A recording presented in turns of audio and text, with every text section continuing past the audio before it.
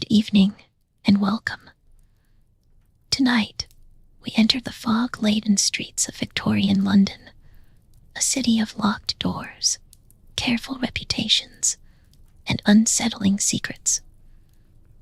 The story you are about to hear is not one of distant monsters or ancient curses, but of something far closer to home, the divided nature of the human soul. This is the strange case of Dr. Jekyll and Mr. Hyde, written by Robert Louis Stevenson. It is a tale of respectability and repression, of science pushed beyond restraint, and of a man who dares to separate good from evil, only to discover the cost. Story of the Door. Mr. Utterson the lawyer was a man of a rugged countenance that was never lighted by a smile, cold, scanty, and embarrassed in discourse, backward in sentiment, lean, long, dusty, dreary, and yet somehow lovable. At friendly meetings, and when the wine was to his taste, something eminently human beaconed from his eye. Something indeed which never found its way into his talk, but which spoke not only in these silent symbols of the after-dinner face, but more often and loudly in the acts of his life. He was austere with himself, drank gin when he was alone, to mortify a taste for vintages, and though he enjoyed the theatre, had not crossed the doors of one for 20 years, but he had an approved tolerance for others, sometimes wondering, almost with envy, at the high pressure of spirits involved in their misdeeds, and in any extremity inclined to help rather than to reprove. "I incline to Cain's heresy," he used to say quaintly.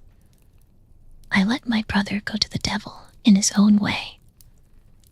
In this character, it was frequently his fortune to be the last reputable acquaintance and the last good influence in the lives of down-going men, and to such as these, so long as they came about his chambers, he never marked a shade of change in his demeanor. No doubt the feat was easy to Mr. Utterson, for he was undemonstrative at the best, and even his friendship seemed to be founded in a similar catholicity of good nature. It is the mark of a modest man to accept his friendly circle ready-made from the hands of opportunity, and that was the lawyer's way. His friends were those of his own blood, or those whom he had known the longest. His affections, like ivy, were the growth of time. They implied no aptness in the object. Hence, no doubt, the bond that united him to Mr. Richard Enfield, his distant kinsman, the well-known man about town. It was a nut to crack for many, what these two could see in each other, or what subject they could find in common. It was reported by those who encountered them in their Sunday walks that they said nothing, looked singularly dull, and would hail with obvious relief the appearance of a friend. For all that, the two men put the greatest store by these excursions, counted them the chief jewel of each week, and not only set aside occasions of pleasure, but even resisted the calls of business, that they might enjoy them uninterrupted. It chanced on one of these rambles that their way led them down a by-street in a busy quarter of London. The street was small and what is called quiet, but it drove a thriving trade on the weekdays.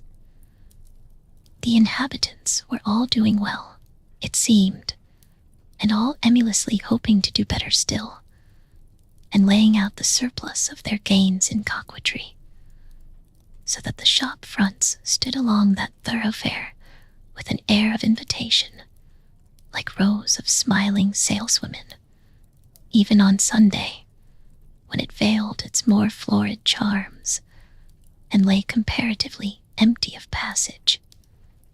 The street shone out in contrast to its dingy neighborhood, like a fire in a forest.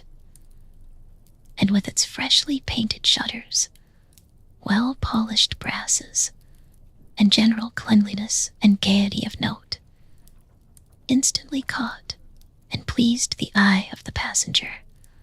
2 doors from one corner. On the left hand going east, the line was broken by the entry of a court. And just at that point, a certain sinister block of building thrust forward its gable on the street. It was 2 stories high, showed no window, nothing but a door on the lower story, and a blind forehead of discolored wall on the upper, and bore in every feature the marks of prolonged and sordid negligence. The door, which was equipped with neither bell nor knocker, was blistered and disdained. Tramps slouched into the recess and struck matches on the panels. Children kept shop upon the steps. The schoolboy had tried his knife on the moldings, and for close on a generation, no one had appeared to drive away these random visitors, or to repair their ravages.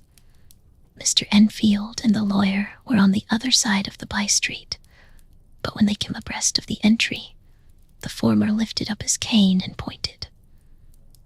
"Did you ever remark that door?" he asked, and when his companion had replied in the affirmative, "It is connected in my mind," added he, "with a very odd story." "Indeed," said Mr. Utterson, with a slight change of voice. "And what was that?" "Well, it was this way," returned Mr. Enfield.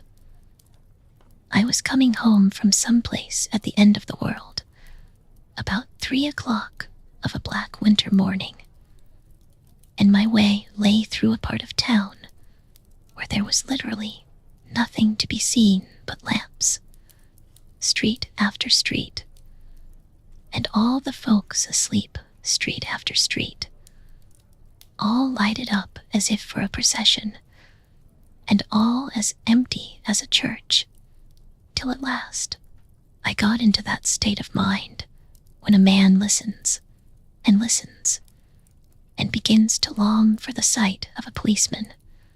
All at once, I saw 2 figures, one a little man who was stumping along eastward at a good walk, and the other a girl of maybe 8 or 10, who was running as hard as she was able down a cross street.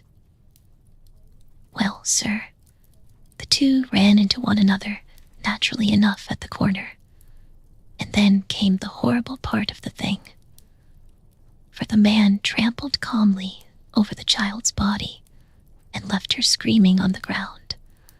It sounds nothing to hear, but it was hellish to see. It wasn't like a man, it was like some damned juggernaut. I gave a few halloa, took to my heels, collared my gentleman, and brought him back to where there was already quite a group about the screaming child. He was perfectly cool and made no resistance, but gave me one look, so ugly that it brought out the sweat on me like running.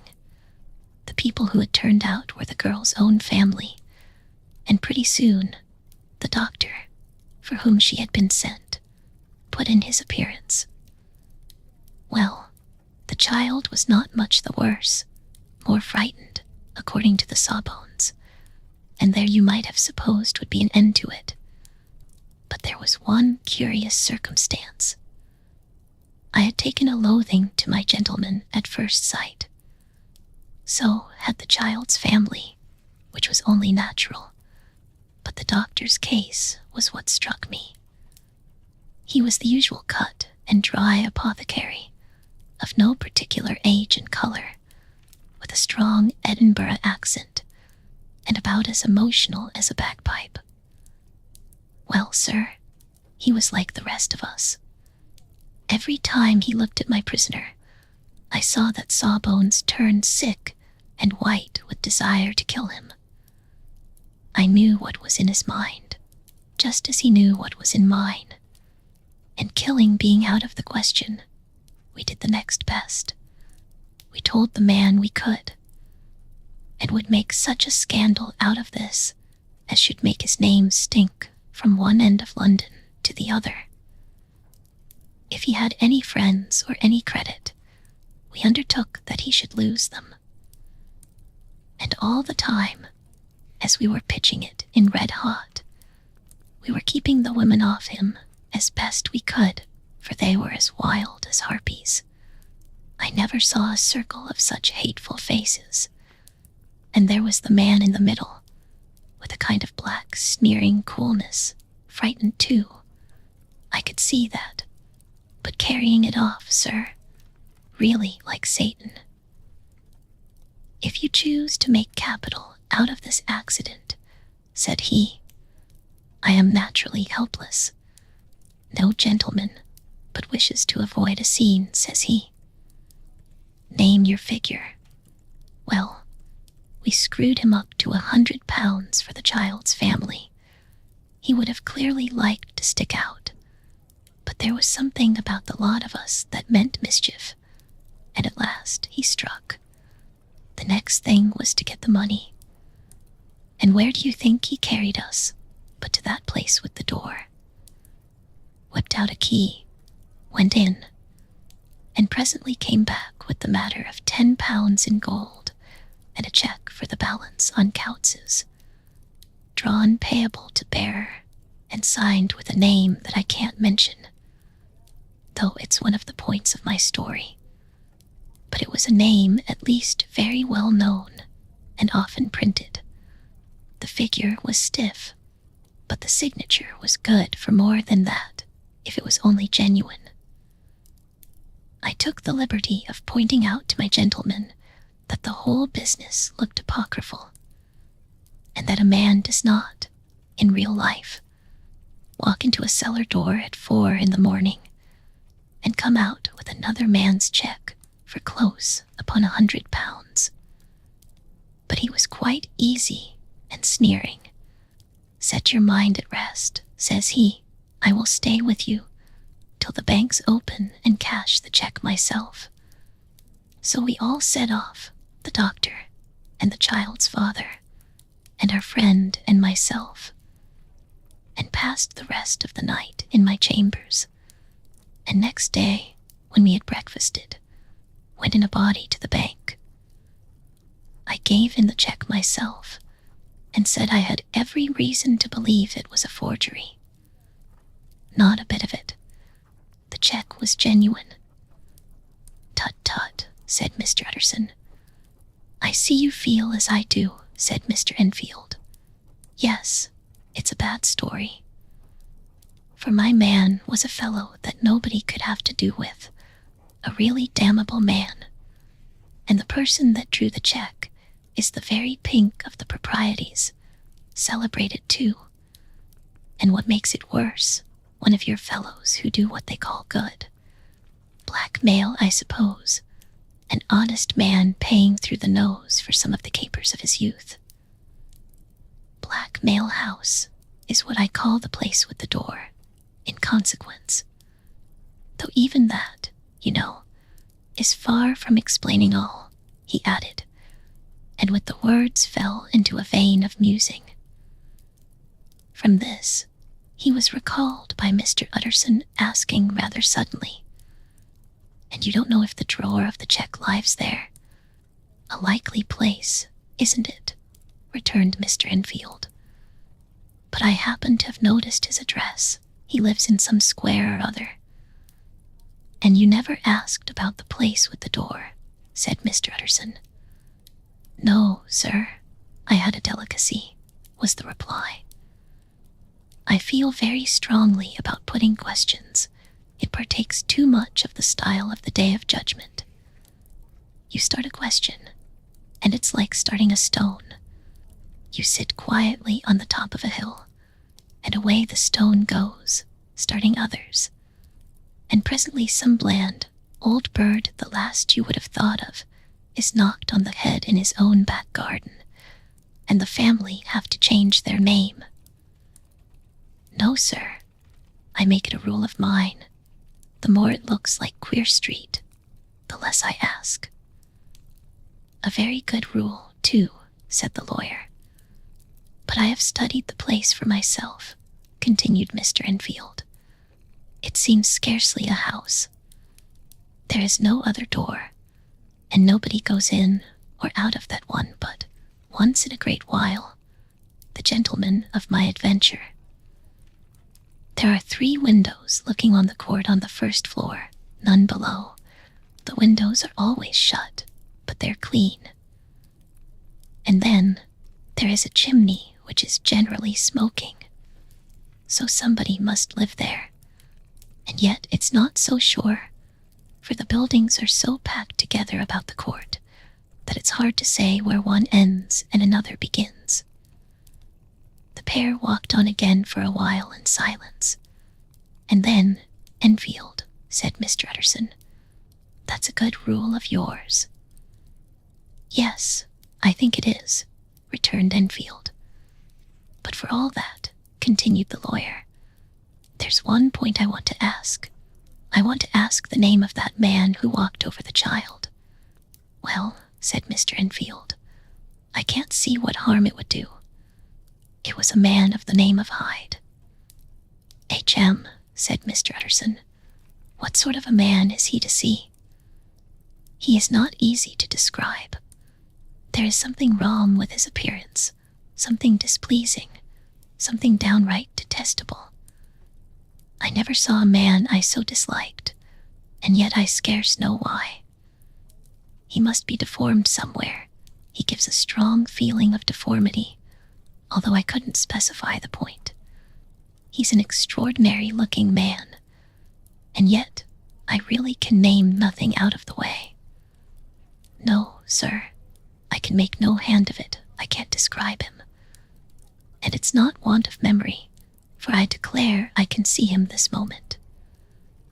Mr. Utterson again walked some way in silence, and obviously under a weight of consideration. You are sure he used a key? He inquired at last. My dear sir, began Enfield, surprised out of himself. Yes, I know, said Utterson. I know it must seem strange. The fact is, if I do not ask you the name of the other party, it is because I know it already. You see, Richard, your tale has gone home. If you have been inexact in any point, you had better correct it. I think you might have warned me, returned the other with a touch of sullenness. But I have been pedantically exact, as you call it. The fellow had a key, and what's more, he has it still. I saw him use it not a week ago. Mr. Utterson sighed deeply, but said never a word, and the young man presently resumed. Here is another lesson to say nothing, said he. I am ashamed of my long tongue.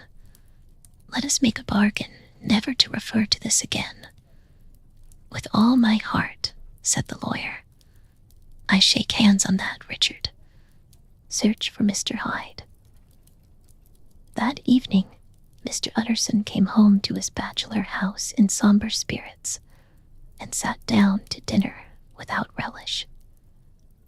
It was his custom of a Sunday, when this meal was over, to sit close by the fire, a volume of some dry divinity on his reading desk, until the clock of the neighboring church rang out the hour of 12, when he would go soberly and gratefully to bed. On this night, however, as soon as the cloth was taken away, he took up a candle and went into his business room.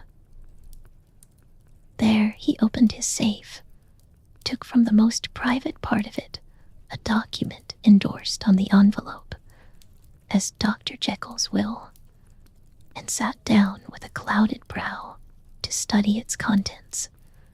The will was holograph, for Mr. Utterson, though he took charge of it, now that it was made, had refused to lend the least assistance in the making of it. It provided not only that, in case of the decease of Henry Jekyll, M.D., D.L.C., LL.D., F.R.S., etc., all his possessions were to pass into the hands of his friend and benefactor Edward Hyde, but that in case of Dr. Jekyll's disappearance or unexplained absence for any period exceeding 3 calendar months, the said Edward Hyde should step into the said Henry Jekyll's shoes without further delay, and free from any burden or obligation beyond the payment of a few small sums to the members of the doctor's household. This document had long been the lawyer's eyesore. It offended him both as a lawyer and as a lover of the sane and customary sides of life, to whom the fanciful was the immodest. And hitherto it was his ignorance of Mr. Hyde that had swelled his indignation. Now, by a sudden turn, it was his knowledge. It was already bad enough when the name was but a name of which he could learn no more. It was worse when it began to be clothed upon with detestable attributes, and out of the shifting, insubstantial mists that had so long baffled his eye, there leaped up the sudden, definite presentment of a fiend. "I thought it was madness," he said, as he replaced the obnoxious paper in the safe, "and now I begin to fear it is disgrace." With that, he blew out his candle, put on a greatcoat, and set forth in the direction of Cavendish Square, that citadel of medicine, where his friend, the great Dr. Lanyon, had his house and received his crowding patients. If anyone knows, it will be Lanyon, he had thought. The solemn butler knew and welcomed him. He was subjected to no stage of delay, but ushered direct from the door to the dining room, where Dr. Lanyon sat alone over his wine.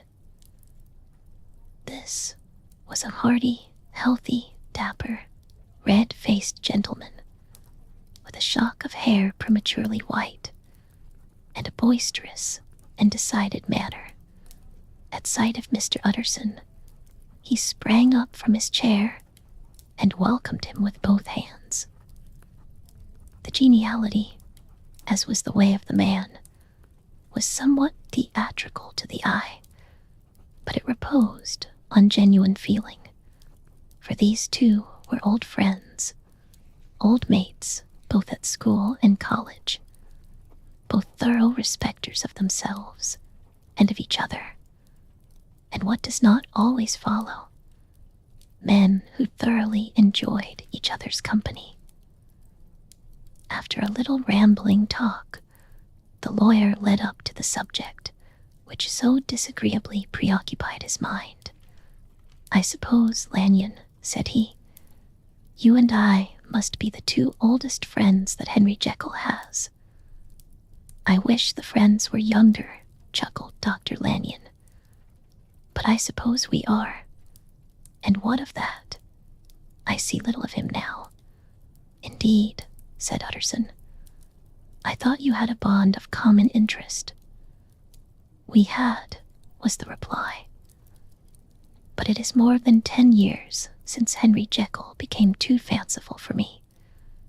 He began to go wrong in mind, and though, of course, I continue to take an interest in him for old sake's sake, as they say, I see and I have seen devilish little of the man. Such unscientific balderdash," added the doctor, flushing suddenly purple, "would have estranged Damon and Pythias." This little spirit of temper was somewhat of a relief to Mr. Utterson. They have only differed on some point of science, he thought. and being a man of no scientific passions, except in the matter of conveyancing.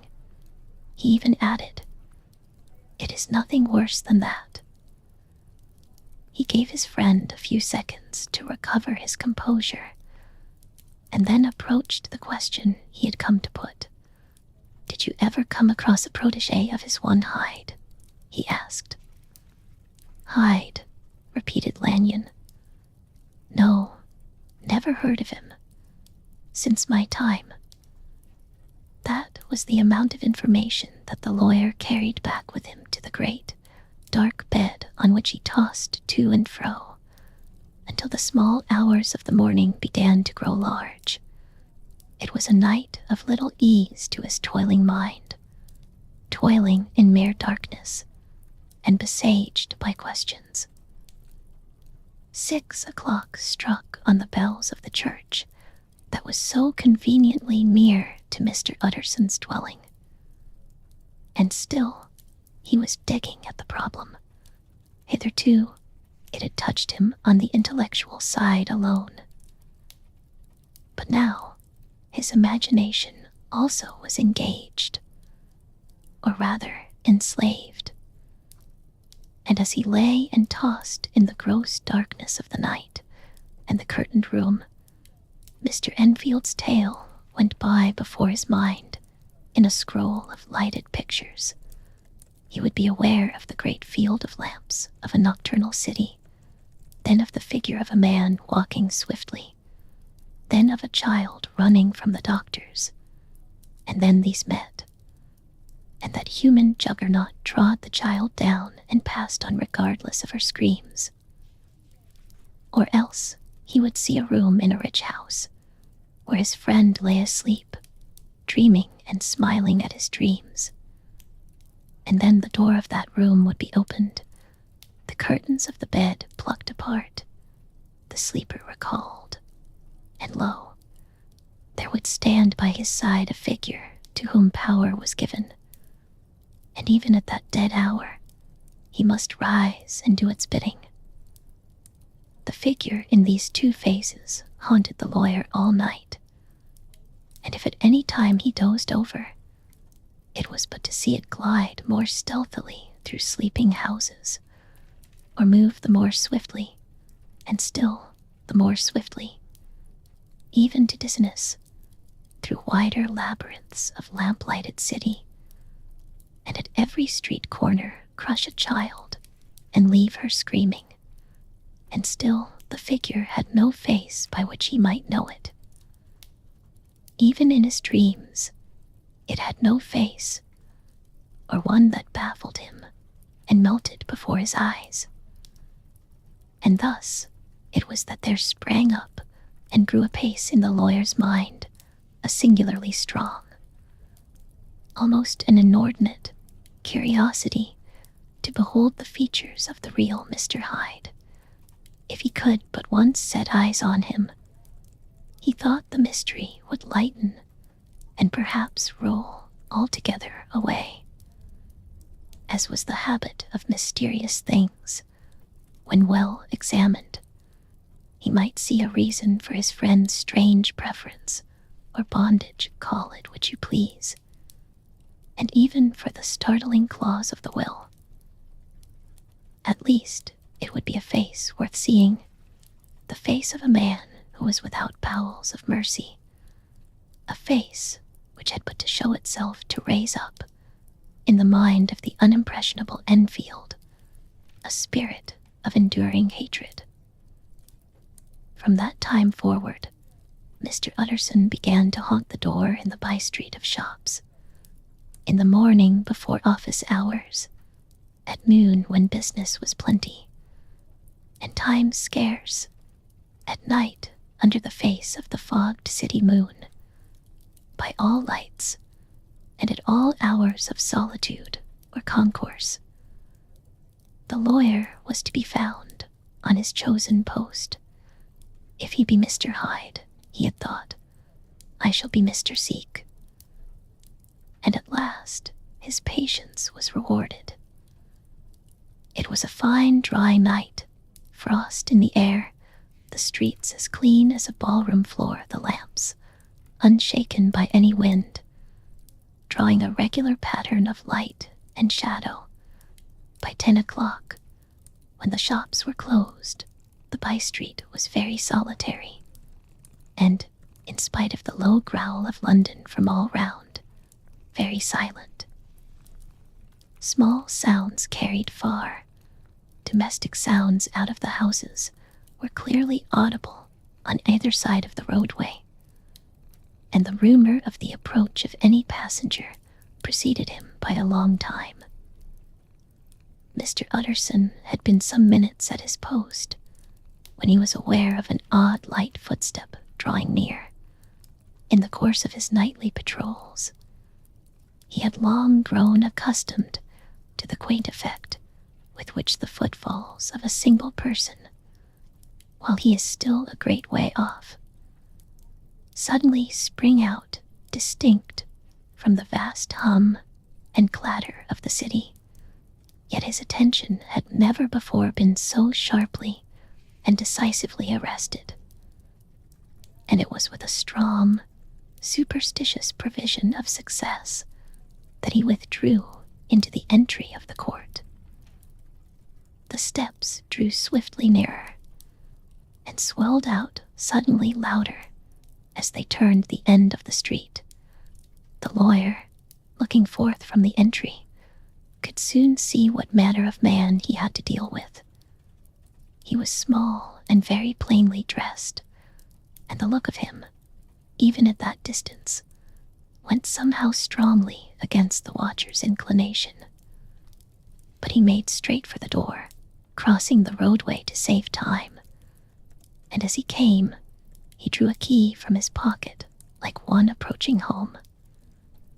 Mr. Utterson stepped out and touched him on the shoulder as he passed. "Mr. Hyde, I think." Mr. Hyde shrank back with a hissing intake of the breath. But his fear was only momentary, and though he did not look the lawyer in the face, he answered coolly enough, "That is my name. What do you want?" "I see you are going in," returned the lawyer. "I am an old friend of Dr. Jekyll's, Mr. Utterson of Gaunt Street. You must have heard of my name, and meeting you so conveniently, I thought you might admit me." "You will not find Dr. Jekyll. He is from home," replied Mr. Hyde, blowing in the key, and then suddenly, but still without looking up, "How did you know me?" he asked. "On your side," said Mr. Utterson. "Will you do me a favor?" "With pleasure," replied the other. "What shall it be?" "Will you let me see your face?" asked the lawyer. Mr. Hyde appeared to hesitate, and then, as if upon some sudden reflection, fronted about with an air of defiance, and the pair stared at each other pretty fixedly for a few seconds. "Now I shall know you again," said Mr. Utterson. "It may be useful." "Yes," returned Mr. Hyde. "It is as well we have met, and apropos, you should have my address." And he gave a number of a street in Soho. Good God, thought Mr. Utterson, can he too have been thinking of the will? But he kept his feelings to himself, and only grunted in acknowledgement of the address.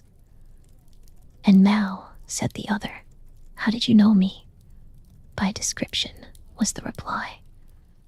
"Whose description?" "We have common friends," said Mr. Utterson. "Common friends," echoed Mr. Hyde, a little hoarsely. "Who are they?" "Jekyll, for instance," said the lawyer. "He never told you," cried Mr. Hyde, with a flush of anger. "I did not think you would have lied." "Come," said Mr. Utterson, "that is not fitting language." The other snarled aloud into a savage laugh, and the next moment, with extraordinary quickness, he had unlocked the door and disappeared into the house. The lawyer stood a while when Mr. Hyde had left him, the picture of disquietude. Then he began slowly to mount the street, pausing every step or two and putting his hand to his brow like a man in mental perplexity. The problem he was thus debating as he walked was one of a class that is rarely solved. Mr. Hyde was pale and dwarfish. He gave an impression of deformity without any nameable malformation. He had a displeasing smile. He had borne himself to the lawyer with a sort of murderous mixture of timidity and boldness, and he spoke with a husky, whispering, and somewhat broken voice. All these were points against him, but not all of these together could explain the hitherto unknown disgust, loathing, and fear with which Mr. Utterson regarded him. "There must be something else," said the perplexed gentleman. "There is something more, if I could find a name for it. God bless me, the man seems hardly human. Something troglodytic, shall we say? Or can it be the old story of Dr. Fell? Or is it the mere radiance of a foul soul that thus transpires through and transfigures its clay continent? The last, I think, for, oh my poor old Harry Jekyll, if ever I read Satan's signature upon a face, it is on that of your new friend." Round the corner from the by-street, there was a square of ancient, handsome houses, now for the most part decayed from their high estate, and let in flats and chambers to all sorts and conditions of men, map engravers, architects, shady lawyers, and the agents of obscure enterprises. One house, however, second from the corner, was still occupied entire, and at the door of this, which wore a great air of wealth and comfort, though it was now plunged in darkness except for the fanlight, Mr. Utterson stopped and knocked. A well-dressed, elderly servant opened the door. "Is Dr. Jekyll at home, Poole?" asked the lawyer. "I will see, Mr. Utterson," said Poole, admitting the visitor as he spoke into a large, low-roofed, comfortable hall paved with flags, warmed after the fashion of a country house by a bright, open fire, and furnished with costly cabinets of oak. "Will you wait here by the fire, sir? Or shall I give you a light in the dining room?" "Here, thank you," said the lawyer, and he drew near and leaned on the tall fender. This hall, in which he was now left alone, was a pet fancy of his friend the doctor's, and Utterson himself was wont to speak of it as the pleasantest room in London. But tonight there was a shudder in his blood. The face of Hyde sat heavy on his memory. He felt what was rare with him, a nausea and distaste of life. And in the gloom of his spirits, he seemed to read a menace in the flickering of the firelight on the polished cabinets, and the uneasy starting of the shadow on the roof. He was ashamed of his relief when Poole presently returned to announce that Dr. Jekyll was gone out. "I saw Mr. Hyde go in by the old dissecting room, Poole," he said. "Is that right, when Dr. Jekyll is from home?" "Quite right, Mr. Utterson, sir," replied the servant. "Mr. Hyde has a key." "Your master seems to repose a great deal of trust in that young man, Poole," resumed the other musingly. "Yes, sir, he does indeed," said Poole. "We have all orders to obey him." "I do not think I ever met Mr. Hyde?" asked Utterson. "Oh, dear no, sir. He never dines here," replied the butler. "Indeed, we see very little of him on this side of the house. He mostly comes and goes by the laboratory." Well, good night, Poole. Good night, Mr. Utterson. And the lawyer set out homeward with a very heavy heart. Poor Harry Jekyll, he thought. My mind misgives me, he is in deep waters. He was wild when he was young, a long while ago to be sure, but in the law of God, there is no statute of limitations. Aye, it must be that the ghost of some old sin, the cancer of some concealed disgrace, punishment coming, Pete Clotto.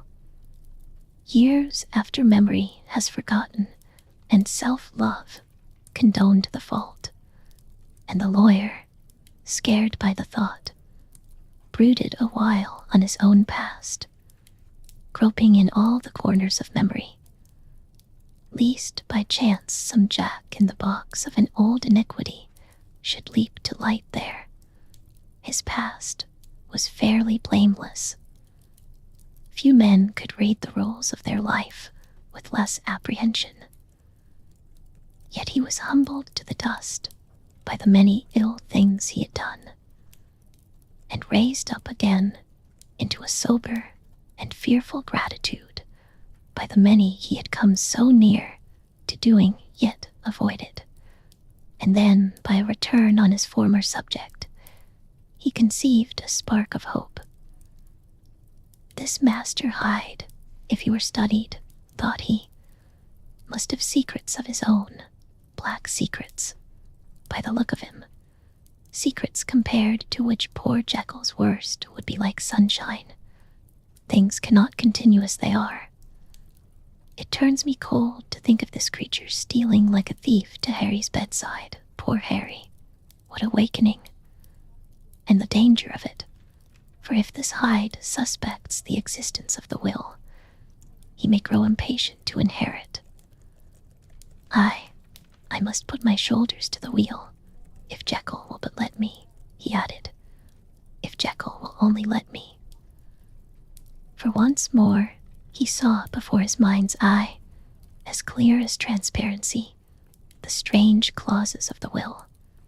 Dr. Jekyll was quite at ease. A fortnight later, by excellent good fortune, the doctor gave one of his pleasant dinners to some 5 or 6 old cronies, all intelligent, reputable men, and all judges of good wine. And Mr. Utterson so contrived that he remained behind after the others had departed. This was no new arrangement, but a thing that had befallen many scores of times. Where Utterson was liked, he was liked well. Hosts loved to detain the dry lawyer, when the light-hearted and loose-tongued had already their foot on the threshold. They liked to sit a while in his unobtrusive company, practicing for solitude, sobering their minds in the man's rich silence after the expense and strain of gaiety. To this rule, Dr. Jekyll was no exception, and as he now sat on the opposite side of the fire, a large, well-made, smooth-faced man of 50, with something of a stylish cast perhaps, but every mark of capacity and kindness, you could see by his looks that he cherished for Mr. Utterson a sincere and warm affection. "I have been wanting to speak to you, Jekyll," began the latter. "You know that will of yours?" A close observer might have gathered that the topic was distasteful, but the doctor carried it off gaily. "My poor Utterson," said he, "you are unfortunate in such a client. I never saw a man so distressed as you were by my will, unless it were that hide-bound pedant Lanyon, at what he called my scientific heresies. Oh, I know he's a good fellow. You needn't frown, an excellent fellow. And I always mean to see more of him, but a hide-bound pedant for all that, an ignorant, blatant pedant. I was never more disappointed in any man than Lanyon. You know I never approved of it, pursued Utterson, ruthlessly disregarding the fresh topic. My will.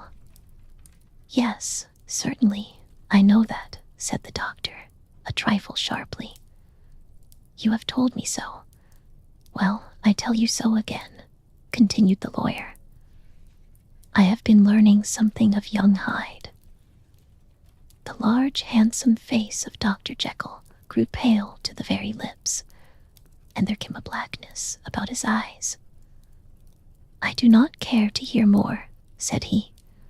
This is a matter I thought we had agreed to drop. What I heard was abominable, said Utterson. It can make no change. You do not understand my position, returned the doctor, with a certain incoherency of manner. I am painfully situated, Utterson. My position is a very strange one. It is one of those affairs that cannot be mended by talking. Jekyll, said Utterson, you know me. I am a man to be trusted. Make a clean breast of this in confidence, and I make no doubt I can get you out of it. My good Utterson, said the doctor, this is very good of you.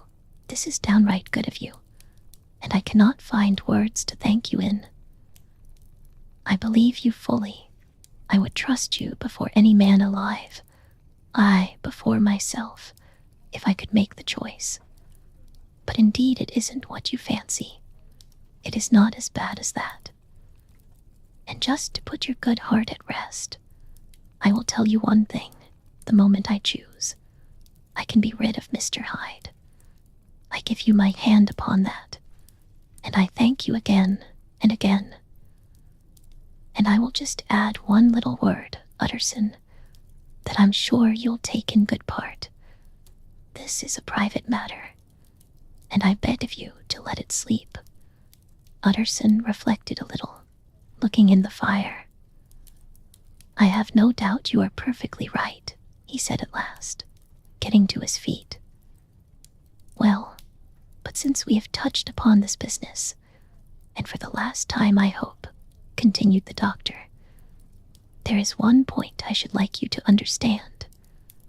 I have really a very great interest in poor Hyde. I know you have seen him, he told me so, and I fear he was rude. But I do sincerely take a very great interest in that young man. And if I am taken away, Utterson, I wish you to promise me that you will bear with him and get his rights for him. I think you would, if you knew all, and it would be a weight off my mind if you would promise.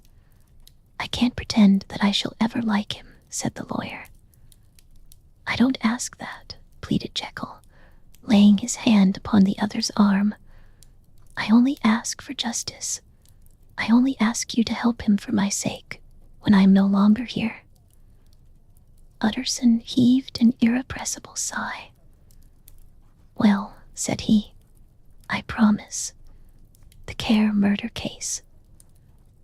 Nearly a year later, in the month of October, 18, London was startled by a crime of singular ferocity, and rendered all the more notable by the high position of the victim. The details were few and startling. A maidservant, living alone in a house not far from the river, had gone upstairs to bed about 11, although a fog rolled over the city in the small hours. The early part of the night was cloudless, and the lane, which the maid's window overlooked, was brilliantly lit by the full moon. It seems she was romantically given, for she sat down upon her box, which stood immediately under the window, and fell into a dream of musing. Never, she used to say, with streaming tears, when she narrated that experience. Never had she felt more at peace with all men, or thought more kindly of the world, and as she so sat, she became aware of an aged, beautiful gentleman with white hair, drawing near along the lane, and advancing to meet him, another and very small gentleman, to whom at first she paid less attention. When they had come within speech, which was just under the maid's eyes, the older man bowed and accosted the other with a very pretty manner of politeness. It did not seem as if the subject of his address were of great importance. Indeed, from his pointing, it sometimes appeared as if he were only inquiring his way. But the moon shone on his face as he spoke, and the girl was pleased to watch it. It seemed to breathe such an innocent and old-world kindness of disposition, yet with something high, too, as of a well-founded self-content. Presently her eye wandered to the other, and she was surprised to recognize in him a certain Mr. Hyde, who had once visited her master, and for whom she had conceived a dislike. He had in his hand a heavy cane with which he was trifling, but he answered never a word, and seemed to listen with an ill-contained impatience. And then, all of a sudden, he broke out in a great flame of anger, stamping with his foot, brandishing the cane, and carrying on, as the maid described it, like a madman. The old gentleman took a step back, with the air of one very much surprised and a trifle hurt.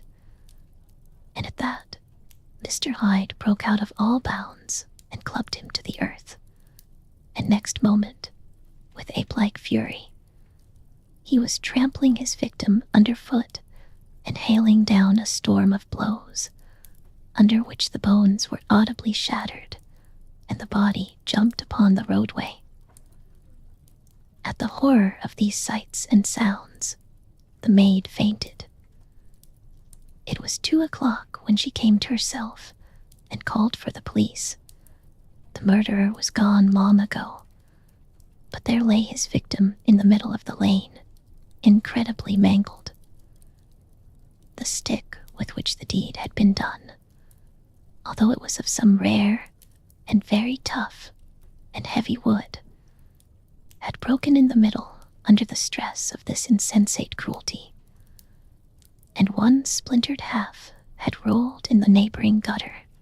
The other, without doubt, had been carried away by the murderer. A purse and gold watch were found upon the victim, but no cards or papers, except a sealed and stamped envelope, which he had been probably carrying to the post, and which bore the name and address of Mr. Utterson. This was brought to the lawyer the next morning, before he was out of bed, and he had no sooner seen it and been told the circumstances than he shot out a solemn lip. "I shall say nothing till I have seen the body," said he. "This may be very serious. Have the kindness to wait while I dress." And with the same grave countenance, he hurried through his breakfast and drove to the police station, whither the body had been carried. As soon as he came into the cell, he nodded. "Yes," said he, "I recognize him. I am sorry to say that this is Sir Danvers' care." "Good God, sir," exclaimed the officer, "is it possible?" And the next moment his eye lighted up with professional ambition. "This will make a deal of noise," he said, "and perhaps you can help us to the man." And he briefly narrated what the maid had seen and showed the broken stick. Mr. Utterson had already quailed at the name of Hyde, but when the stick was laid before him, he could doubt no longer, broken and battered as it was. He recognized it for one that he had himself presented many years before to Henry Jekyll. "Is this Mr. Hyde a person of small stature?" he inquired. Particularly small and particularly wicked-looking is what the maid calls him, said the officer. Mr. Utterson reflected, and then, raising his head, "If you will come with me in my cab," he said, "I think I can take you to his house." It was by this time about 9 in the morning, and the first fog of the season, a great chocolate-colored pall lowered over heaven. But the wind was continually charging and routing these embattled vapors, so that as the cab crawled from street to street, Mr. Utterson beheld a marvelous number of degrees and hues of twilight. For here it would be dark like the back end of evening, and there would be a glow of a rich, lurid brown, like the light of some strange conflagration. And here, for a moment, the fog would be quite broken up, and a haggard shaft of daylight would glance in between the swirling wreaths, the dismal quarter of Soho seen under these changing glimpses, with its muddy ways and slatternly passengers, and its lamps, which had never been extinguished, or had been kindled afresh to combat this mournful reinvasion of darkness, seemed, in the lawyer's eyes, like a district of some city in a nightmare. The thoughts of his mind, besides, were of the gloomiest dye. And when he glanced at the companion of his drive, he was conscious of some touch of that terror of the law and the law's officers, which may at times assail the most honest. As the cab drew up before the address indicated, the fog lifted a little and showed him a dingy street, a gin palace, a low French eating house, a shop for the retail of penny numbers and twopenny salads, many ragged children huddled in the doorways, and many women of many different nationalities passing out, key in hand, to have a morning glass. And the next moment, the fog settled down again upon that part, as brown as umber, and cut him off from his blackguardly surroundings. This was the home of Henry Jekyll's favorite, of a man who was heir to 250,000 sterling. An ivory-faced and silvery-haired old woman opened the door. She had an evil face, smoothed by hypocrisy, but her manners were excellent. Yes, she said, this was Mr. Hyde's, but he was not at home. He had been in that night very late, but he had gone away again in less than an hour. There was nothing strange in that. His habits were very irregular, and he was often absent. For instance, it was merely 2 months since she had seen him till yesterday. Very well, then, we wish to see his rooms, said the lawyer. And when the woman began to declare it was impossible, I had better tell you who this person is, he added. This is Inspector Newcomen of Scotland Yard. A flash of odious joy appeared upon the woman's face. Ah, said she, he is in trouble. What has he done? Mr. Utterson and the inspector exchanged glances. He don't seem a very popular character, observed the latter. And now, my good woman, just let me and this gentleman have a look about us. In the whole extent of the house, which but for the old woman remained otherwise empty, Mr. Hyde had only used a couple of rooms, but these were furnished with luxury and good taste. A closet was filled with wine, the plate was of silver, the napery elegant, a good picture hung upon the walls, a gift, as Utterson supposed, from Henry Jekyll, who was much of a connoisseur, and the carpets were of many plies and agreeable in color. At this moment, however, the rooms bore every mark of having been recently and hurriedly ransacked. Clothes lay about the floor, with their pockets inside out. Lock-fast drawers stood open, and on the hearth there lay a pile of gray ashes, as though many papers had been burned. From these embers, the inspector disinterred the butt end of a green checkbook, which had resisted the action of the fire.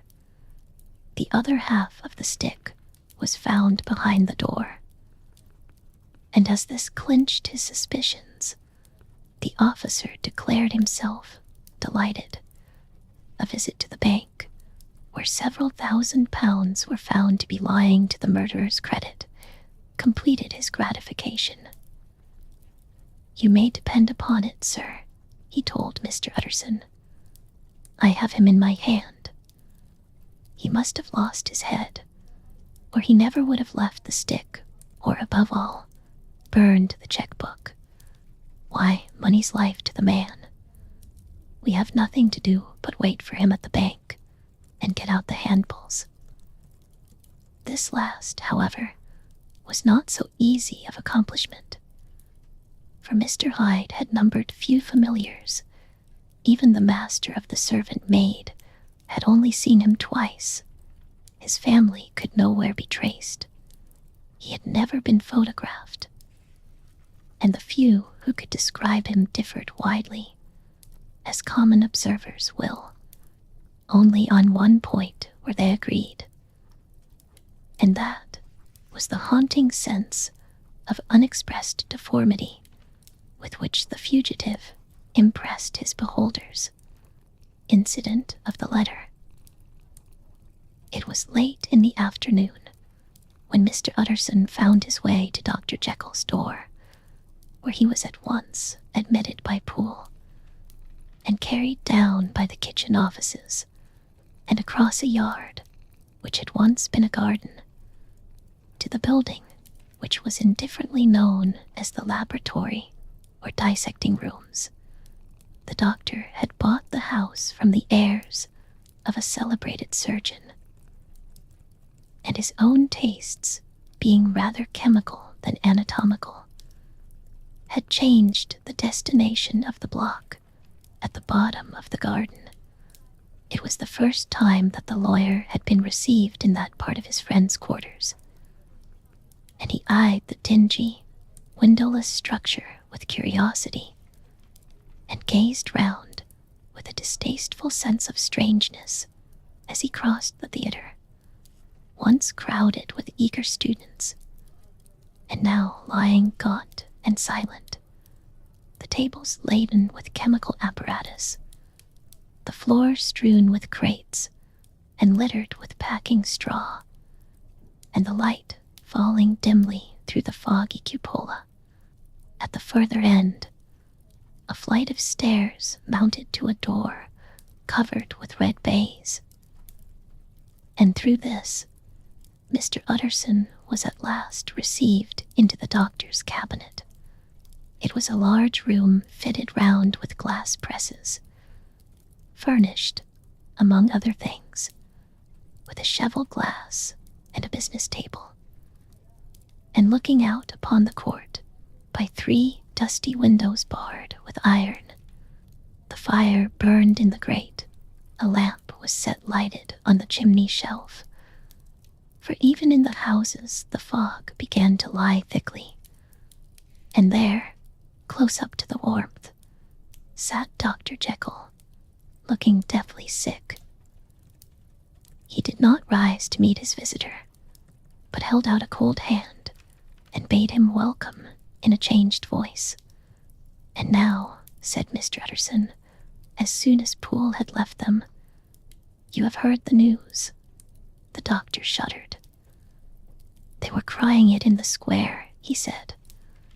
"I heard them in my dining room." "One word," said the lawyer. "Care was my client, but so are you, and I want to know what I am doing. You have not been mad enough to hide this fellow." Utterson, "I swear to God," cried the doctor. "I swear to God I will never set eyes on him again. I bind my honor to you that I am done with him in this world. It is all at an end. And indeed, he does not want my help. You do not know him as I do. He is safe. He is quite safe, mark my words. He will never more be heard of." The lawyer listened gloomily. He did not like his friend's feverish manner. "You seem pretty sure of him," said he. "And for your sake, I hope you may be right. If it came to a trial, your name might appear." "I am quite sure of him," replied Jekyll. "I have grounds for certainty that I cannot share with anyone. But there is one thing on which you may advise me. I have received a letter, and I am at a loss whether I should show it to the police. I should like to leave it in your hands, Utterson. You would judge wisely, I am sure. I have so great a trust in you." "You fear, I suppose, that it might lead to his detection?" asked the lawyer. "No," said the other. "I cannot say that I care what becomes of Hyde. I am quite done with him. I was thinking of my own character, which this hateful business has rather exposed." Utterson ruminated a while. He was surprised at his friend's selfishness, and yet relieved by it. "Well," said he at last, "let me see the letter." The letter was written in an odd, upright hand, and signed Edward Hyde. And it signified, briefly enough, that the writer's benefactor, Dr. Jekyll, whom he had long so unworthily repaid for 1,000 generosities, need labor under no alarm for his safety, as he had means of escape on which he placed a sure dependence. The lawyer liked this letter well enough. It put a better color on the intimacy than he had looked for, and he blamed himself for some of his past suspicions. "Have you the envelope?" he asked. "I burned it," replied Jekyll, "before I thought what I was about. But it bore no postmark. The note was handed in." "Shall I keep this and sleep upon it?" asked Utterson. "I wish you to judge for me entirely," was the reply. "I have lost confidence in myself." "Well, I shall consider," returned the lawyer. "And now one word more. It was Hyde who dictated the terms in your will about that disappearance." The doctor seemed seized with a qualm of faintness. He shut his mouth tight and nodded. "I knew it," said Utterson. "He meant to murder you. You had a fine escape." "I have had what is far more to the purpose," returned the doctor solemnly. "I have had a lesson, O God, Utterson. What a lesson I have had." And he covered his face for a moment with his hands. On his way out, the lawyer stopped and had a word or two with Poole. "By the by," said he, "there was a letter handed in today. What was the messenger like?"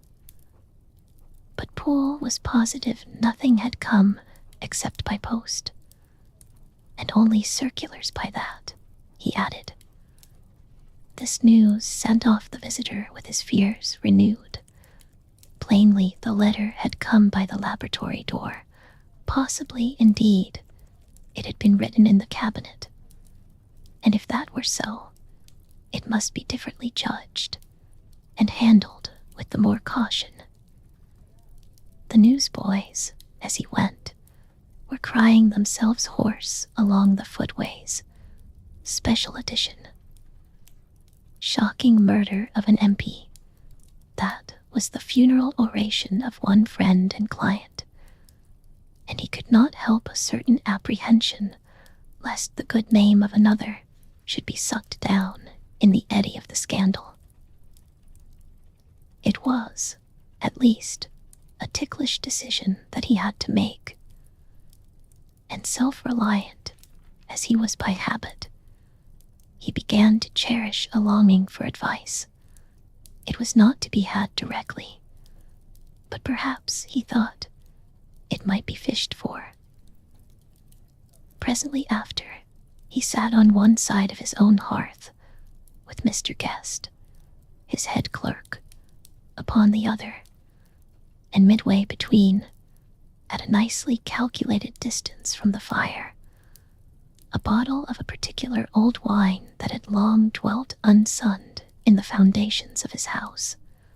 The fog still slept on the wing above the drowned city, where the lamps glimmered like carbuncles, and through the muffle and smother of these fallen clouds, the procession of the town's life was still rolling in through the great arteries, with a sound as of a mighty wind, but the room was gay with firelight. In the bottle, the acids were long ago resolved. The imperial dye had softened with time, as the color grows richer in stained windows, and the glow of hot autumn afternoons on hillside vineyards was ready to be set free and to disperse the fogs of London. Insensibly, the lawyer melted. There was no man from whom he kept fewer secrets than Mr. Guest, and he was not always sure that he kept as many as he meant. Guest had often been on business to the doctor's. He knew Poole. He could scarce have failed to hear of Mr. Hyde's familiarity about the house. He might draw conclusions. Was it not as well, then, that he should see a letter which put that mystery to right? And above all, since Guest, being a great student and critic of handwriting, would consider the step natural and obliging. The clerk, besides, was a man of counsel. He could scarce read so strange a document without dropping a remark. And by that remark, Mr. Utterson might shape his future course. "This is a sad business about Sir Danvers," he said. "Yes, sir, indeed. It has elicited a great deal of public feeling," returned Guest. "The man, of course, was mad." "I should like to hear your views on that," replied Utterson. "I have a document here in his handwriting. It is between ourselves, for I scarce know what to do about it. It is an ugly business at the best. But there it is, quite in your way, a murderer's autograph." Guest's eyes brightened, and he sat down at once and studied it with passion.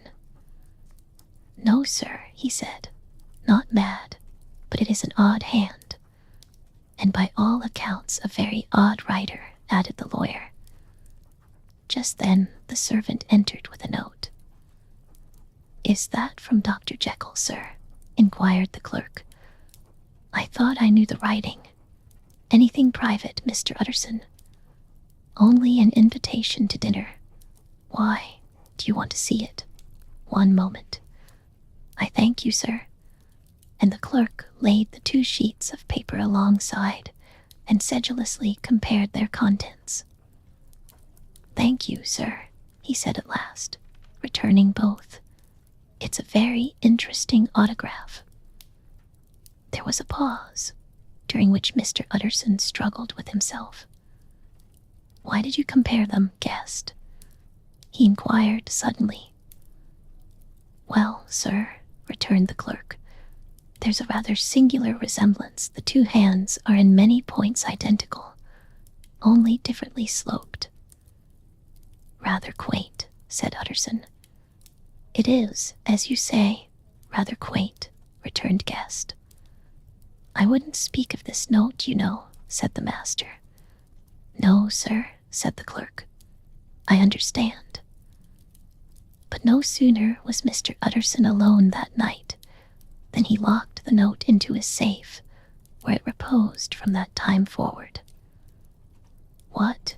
he thought. "Henry Jekyll forged for a murderer. and his blood ran cold in his veins.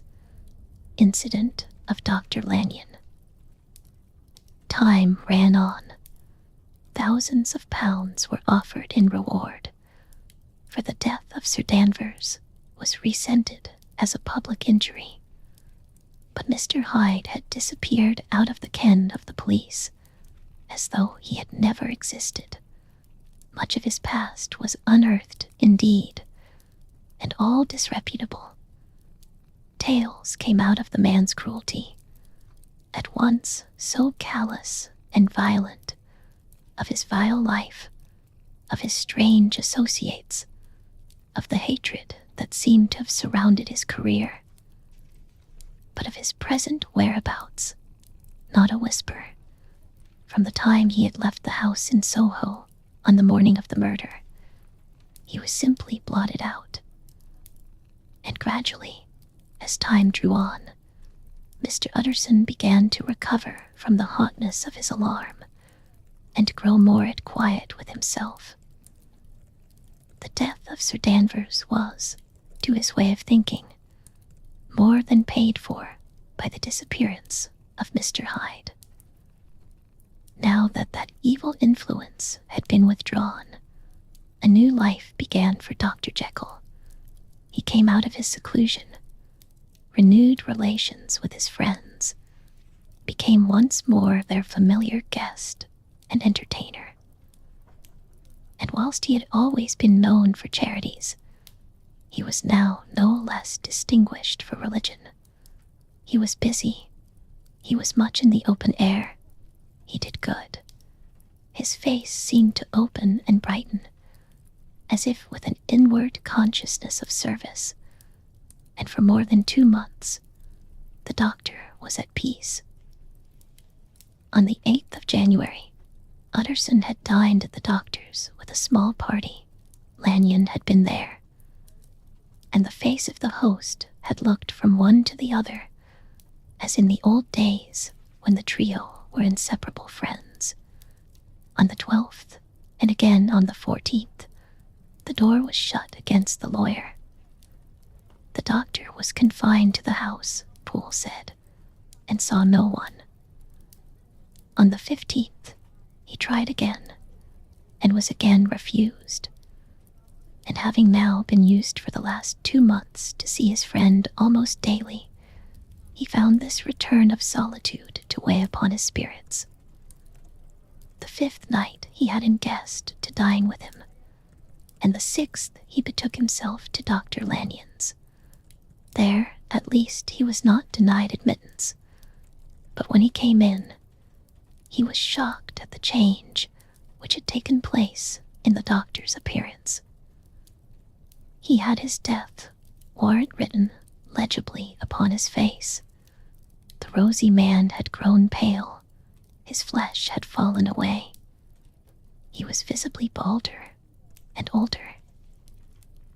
And yet, it was not so much these tokens of a swift physical decay that arrested the lawyer's notice, as a look in the eye and quality of manner that seemed to testify to some deep-seated terror of the mind. It was unlikely that the doctor should fear death, and yet that was what Utterson was tempted to suspect. Yes, he thought, he is a doctor. He must know his own state, and that his days are counted, and the knowledge is more than he can bear. And yet, when Utterson remarked on his ill looks, it was with an air of great firmness that Lanyon declared himself a doomed man. "I have had a shock," he said, "and I shall never recover. It is a question of weeks. Well, life has been pleasant. I liked it, yes, sir. I used to like it. I sometimes think if we knew all, we should be more glad to get away." "Jekyll is ill, too," observed Utterson. "Have you seen him?" But Lanyon's face changed, and he held up a trembling hand. "I wish to see or hear no more of Dr. Jekyll," he said in a loud, unsteady voice. I am quite done with that person, and I beg that you will spare me any allusion to one whom I regard as dead." "Tut, tut," said Mr. Utterson, and then, after a considerable pause, "Can't I do anything?" he inquired. "We are 3 very old friends, Lanyon. We shall not live to make others." "Nothing can be done," returned Lanyon. "Ask himself." "He will not see me," said the lawyer. "I am not surprised at that," was the reply. "Some day, Utterson, after I am dead, you may perhaps come to learn the right and wrong of this. I cannot tell you.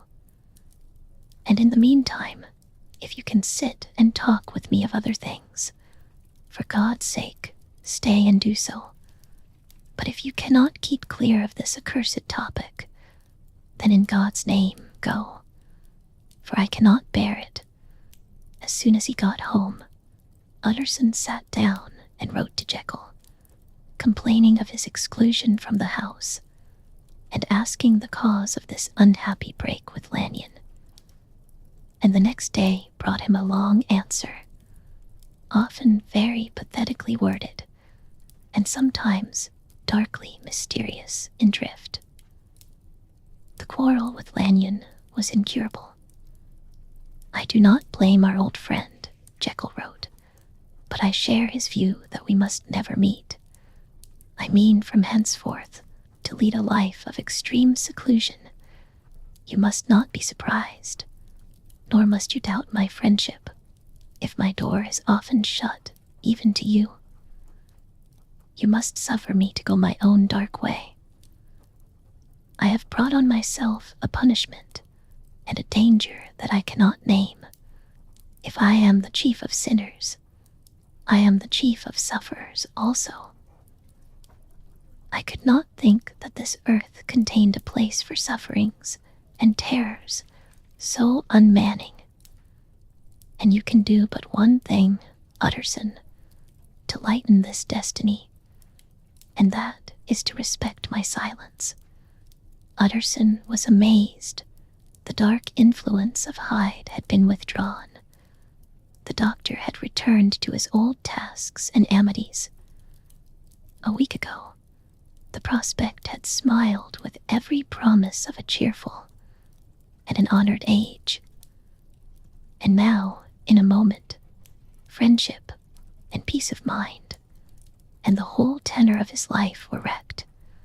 So great and unprepared a change pointed to madness. But in view of Lanyon's manner and words, there must lie for it some deeper ground.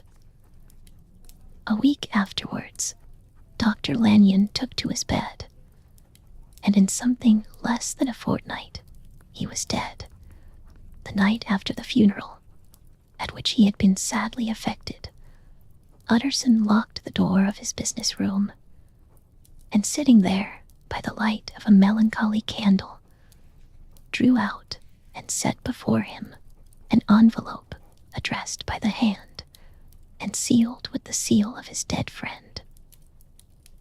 Private, for the hands of G.J. Utterson alone, and in case of his predecease to be destroyed unread.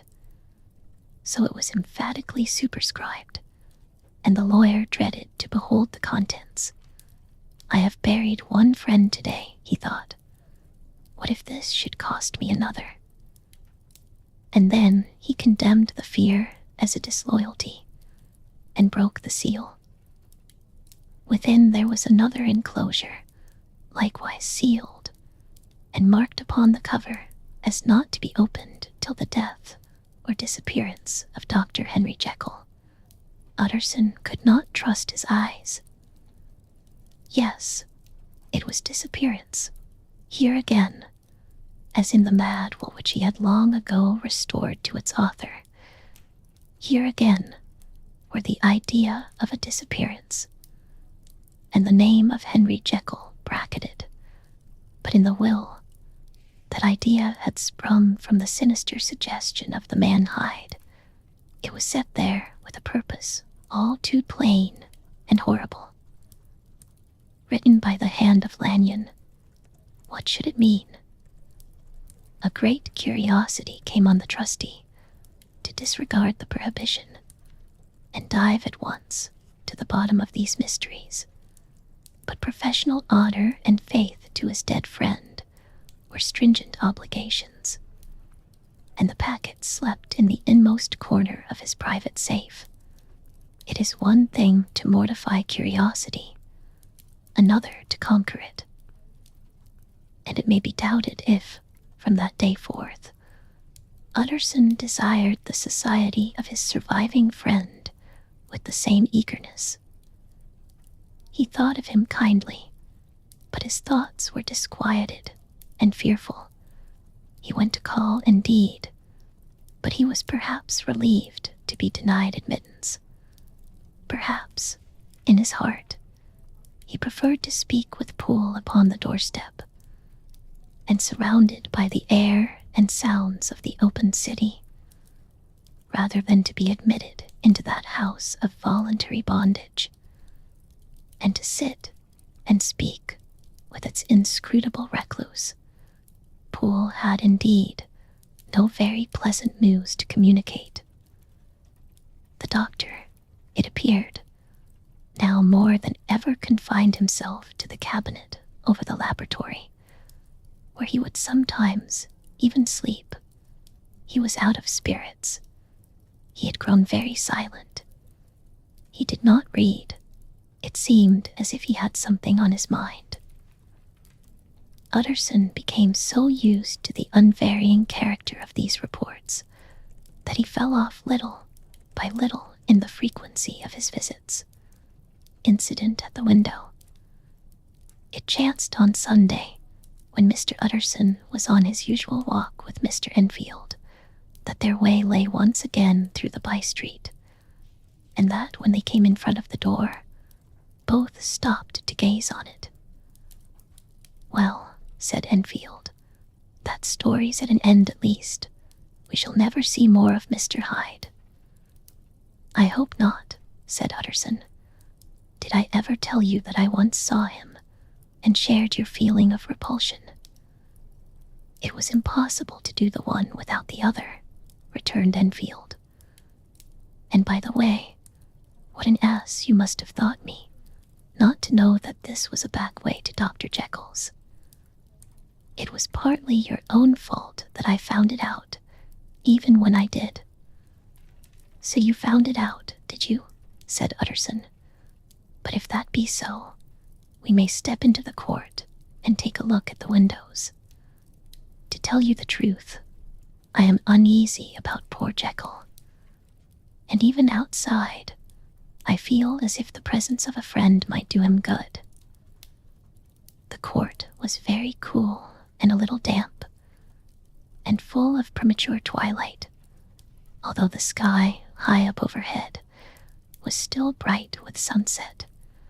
The middle one of the 3 windows was halfway open, and sitting close beside it, taking the air with an infinite sadness of mien, like some disconsolate prisoner, Utterson saw Dr. Jekyll.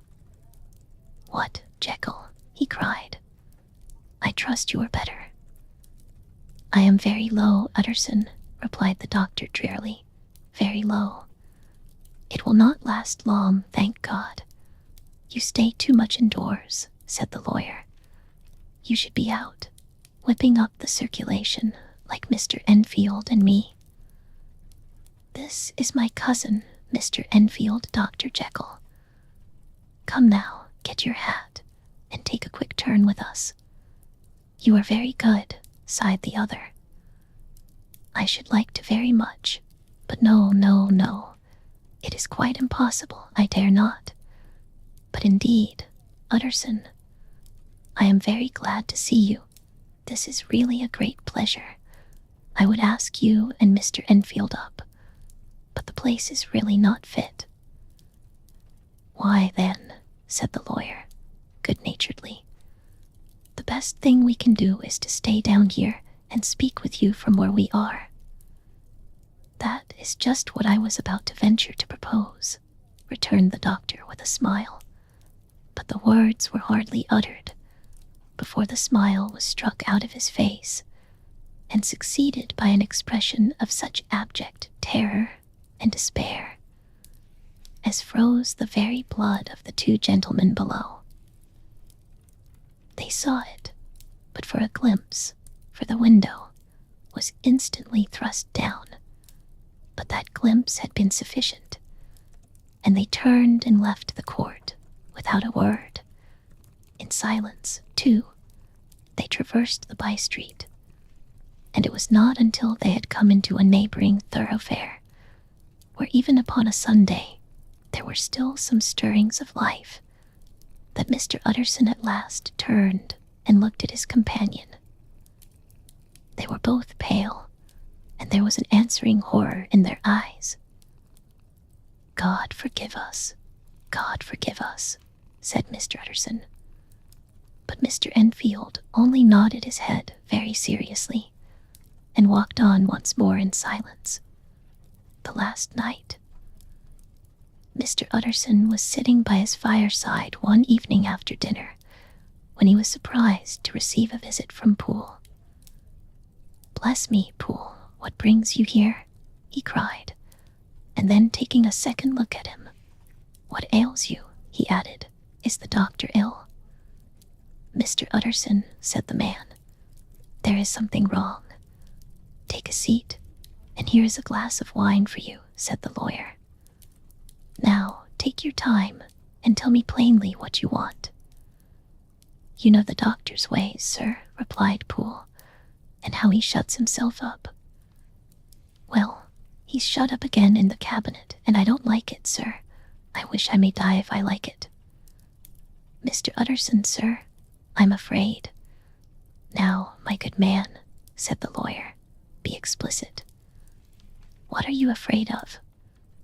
"I've been afraid for about a week," returned Poole, doggedly disregarding the question, "and I can bear it no more." The man's appearance amply bore out his words.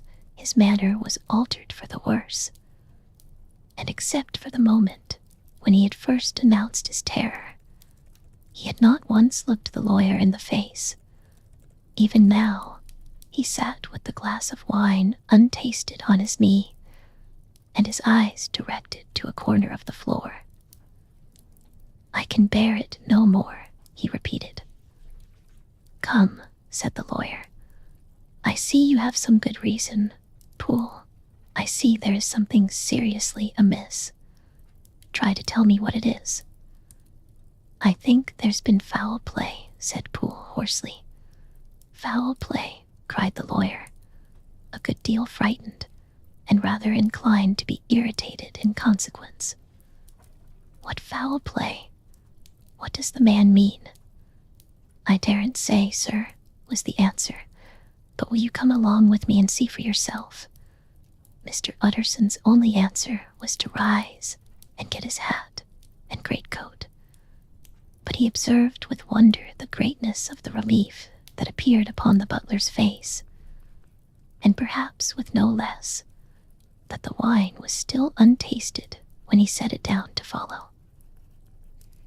It was a wild, cold, seasonable night of March, with a pale moon, lying on her back as though the wind had tilted her, and flying wrack of the most diaphanous and lawny texture. The wind made talking difficult, and flecked the blood into the face.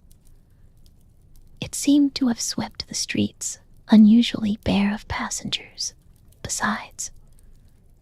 For Mr. Utterson thought he had never seen that part of London so deserted. He could have wished it otherwise. Never in his life had he been conscious of so sharp a wish to see and touch his fellow creatures. For struggle as he might, there was borne in upon his mind a crushing anticipation of calamity. The square, when they got there, was full of wind and dust, and the thin trees in the garden were lashing themselves along the railing. Poole, who had kept all the way a pace or two ahead, now pulled up in the middle of the pavement, and in spite of the biting weather, took off his hat and mopped his brow with a red pocket handkerchief. But for all the hurry of his coming, these were not the dews of exertion that he wiped away, but the moisture of some strangling anguish. For his face was white, and his voice, when he spoke, harsh and broken. "Well, sir," he said, "here we are, and God grant there be nothing wrong." "Amen, Poole," said the lawyer. Thereupon the servant knocked in a very guarded manner. The door was opened on the chain, and a voice asked from within, "Is that you, Poole?" "It's all right," said Poole. "Open the door." The hall, when they entered it, was brightly lighted up. The fire was built high, and about the hearth the whole of the servants, men and women, stood huddled together like a flock of sheep. At the sight of Mr. Utterson, the housemaid broke into hysterical whimpering, and the cook, crying out, "Bless God!" "It's Mr. Utterson," ran forward as if to take him in her arms. What, are you all here?" said the lawyer peevishly. "Very irregular, very unseemly. Your master would be far from pleased." "They're all afraid," said Poole. Blank silence followed, no one protesting. Only the maid lifted her voice, and now wept loudly. "Hold your tongue," Poole said to her, with a ferocity of accent that testified to his own jangled nerves. And indeed, when the girl had so suddenly raised the note of her lamentation, they had all started and turned towards the inner door with faces of dreadful expectation. "And now," continued the butler, addressing the knife boy, "reach me a candle, and we'll get this through hands at once." And then he begged Mr. Utterson to follow him, and led the way to the back garden. "Now, sir," said he, "you come as gently as you can. I want you to hear, and I don't want you to be heard. And see here, sir, if by any chance he was to ask you in, don't go." Mr. Utterson's nerves, at this unlooked-for termination, gave a jerk that merely threw him from his balance. But he recollected his courage, and followed the butler into the laboratory building through the surgical theater, with its lumber of crates and bottles, to the foot of the stair. Here Poole motioned him to stand on one side and listen, while he himself, setting down the candle and making a great and obvious call on his resolution, mounted the steps and knocked with a somewhat uncertain hand on the red baize of the cabinet door. "Mr. Utterson, sir, asking to see you," he called, and even as he did so, once more violently signed to the lawyer to give ear. A voice answered from within. "Tell him I cannot see anyone," it said complainingly. "Thank you, sir," said Poole, with a note of something like triumph in his voice. And taking up his candle, he led Mr. Utterson back across the yard and into the great kitchen, where the fire was out and the beetles were leaping on the floor. "Sir," he said, looking Mr. Utterson in the eyes, "was that my master's voice?" "It seems much changed," replied the lawyer, very pale, but giving look for look. "Changed? Well, yes, I think so," said the butler. "Have I been 20 years in this man's house to be deceived about his voice? No, sir, master's made away with. He was made away with 8 days ago, when we heard him cry out upon the name of God. And who's in there instead of him, and why it stays there, is a thing that cries to heaven, Mr. Utterson." This is a very strange tale, Poole. This is rather a wild tale, my man, said Mr. Utterson, biting his finger. Suppose it were as you suppose. Supposing Dr. Jekyll to have been, well, murdered, what could induce the murderer to stay? That won't hold water. It doesn't commend itself to reason. Well, Mr. Utterson, you are a hard man to satisfy, but I'll do it yet, said Poole. All this last week, you must know him. Or it, whatever it is that lives in that cabinet, has been crying night and day for some sort of medicine, and cannot get it to his mind. It was sometimes his way, the master's, that is, to write his orders on a sheet of paper and throw it on the stair. We've had nothing else this week back, nothing but papers, and a closed door, and the very meals left there to be smuggled in when nobody was looking. Well, sir, every day, aye, and twice and thrice in the same day, there have been orders and complaints, and I have been sent flying to all the wholesale chemists in town. Every time I brought the stuff back, there would be another paper telling me to return it, because it was not pure, and another order to a different firm. This drug is wanted bitter bad, sir, whatever for. Have you any of these papers? Asked Mr. Utterson. Poole felt in his pocket and handed out a crumpled note, which the lawyer, bending nearer to the candle, carefully examined. Its contents ran thus: Dr. Jekyll presents his compliments to Messrs. Ma. He assures them that their last sample is impure and quite useless for his present purpose. In the year 18, Dr. J. purchased a somewhat large quantity from Messrs. M. He now begs them to search with most sedulous care, and should any of the same quality be left, forward it to him at once. Expense is no consideration. The importance of this to Dr. J. can hardly be exaggerated. So far the letter had run composedly enough, but here, with a sudden splutter of the pen, the writer's emotion had broken loose. For God's sake, he added, find me some of the old. This is a strange note, said Mr. Utterson, and then sharply, how do you come to have it open?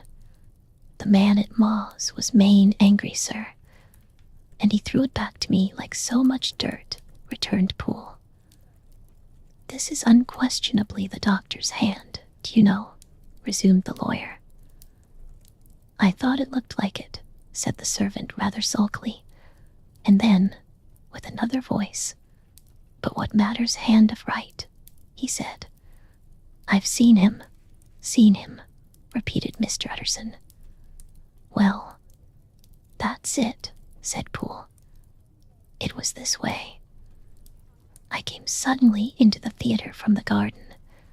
It seems he had slipped out to look for this drug, or whatever it is, for the cabinet door was open, and there he was at the far end of the room digging among the crates. He looked up when I came in, gave a kind of cry, and whipped upstairs into the cabinet. It was but for 1 minute that I saw him, but the hair stood upon my head like quills. Sir, if that was my master, why had he a mask upon his face? If it was my master, why did he cry out like a rat and run from me? I have served him long enough. And then the man paused and passed his hand over his face. These are all very strange circumstances, said Mr. Utterson, but I think I begin to see daylight. Your master, Poole, is plainly seized with one of those maladies that both torture and deform the sufferer. Hence, for aught I know, the alteration of his voice, hence the mask and the avoidance of his friends, hence his eagerness to find this drug, by means of which the poor soul retains some hope of ultimate recovery. God grant that he be not deceived. There is my explanation. It is sad enough, Poole, aye, and appalling to consider, but it is plain and natural, hangs well together, and delivers us from all exorbitant alarms. Sir, said the butler, turning to a sort of mottled pallor, that thing was not my master, and there's the truth. My master here, he looked round him, and began to whisper, is a tall, fine build of a man, and this was more of a dwarf. Utterson attempted to protest. Oh, sir, cried Poole, do you think I do not know my master after 20 years? Do you think I do not know where his head comes to in the cabinet door, where I saw him every morning of my life? No, sir, that thing in the mask was never Dr. Jekyll. God knows what it was, but it was never Dr. Jekyll, and it is the belief of my heart that there was murder done. Poole, replied the lawyer, if you say that, it will become my duty to make certain. Much as I desire to spare your master's feelings, much as I am puzzled by this note, which seems to prove him to be still alive, I shall consider it my duty to break in that door. Ah, Mr. Utterson, that's talking, cried the butler. And now comes the second question, resumed Utterson. Who is going to do it? Why, you and me, sir, was the undaunted reply. That's very well said, returned the lawyer, and whatever comes of it, I shall make it my business to see you are no loser. There is an axe in the theatre, continued Poole, and you might take the kitchen poker for yourself. The lawyer took that rude but weighty instrument into his hand and balanced it. Do you know, Poole, he said, looking up, that you and I are about to place ourselves in a position of some peril? You may say so, sir, indeed, returned the butler. It is well, then, that we should be frank, said the other. We both think more than we have said. Let us make a clean breast. This masked figure that you saw, did you recognize it? Well, sir, it went so quick, and the creature was so doubled up, that I could hardly swear to that, was the answer. But if you mean, was it Mr. Hyde? Why, yes, I think it was. You see, it was much of the same bigness, and it had the same quick, light way with it. And then who else could have got in by the laboratory door? You have not forgot, sir, that at the time of the murder he had still the key with him. But that's not all. I don't know, Mr. Utterson, if you ever met this Mr. Hyde. Yes, said the lawyer, I once spoke with him. Then you must know as well as the rest of us that there was something queer about that gentleman, something that gave a man a turn. I don't know rightly how to say it, sir, beyond this, that you felt in your marrow kind of cold and thin. I own I felt something of what you describe, said Mr. Utterson. Quite so, sir, returned Poole. Well, when that masked thing, like a monkey, jumped from among the chemicals and whipped into the cabinet, it went down my spine like ice. Oh, I know it's not evidence, Mr. Utterson. I'm book learned enough for that. But a man has his feelings, and I give you my Bible word it was Mr. Hyde. Aye, said the lawyer. My fears incline to the same point. Evil, I fear, founded evil was sure to come of that connection. I believe you, I believe poor Harry is killed, and I believe his murderer, for what purpose, God alone can tell, is still lurking in his victim's room. Well, let our name be Vengeance. Call Bradshaw. The footman came at the summons, very white and nervous. Put yourself together, Bradshaw, said the lawyer. This suspense, I know, is telling upon all of you, but it is now our intention to make an end of it. Poole, here, and I are going to force our way into the cabinet. If all is well, my shoulders are broad enough to bear the blame. Meanwhile, lest anything should really be amiss, or any malefactor seek to escape by the back, you and the boy must go round the corner with a pair of good sticks and take your post at the laboratory door. We give you 10 minutes to get to your stations. As Bradshaw left, the lawyer looked at his watch.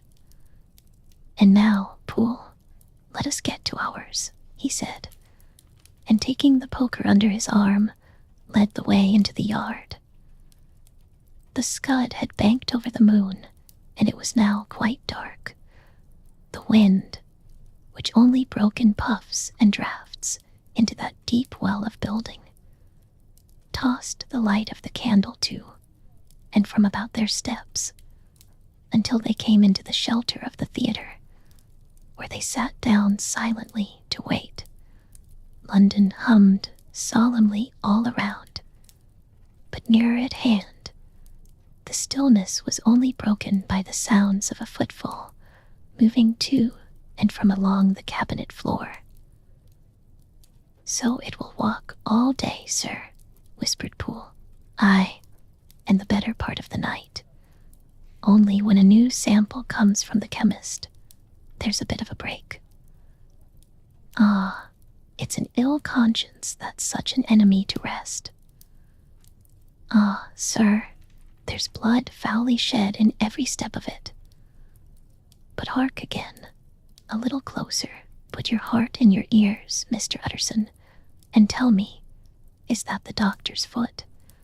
The steps fell lightly and oddly, with a certain swing.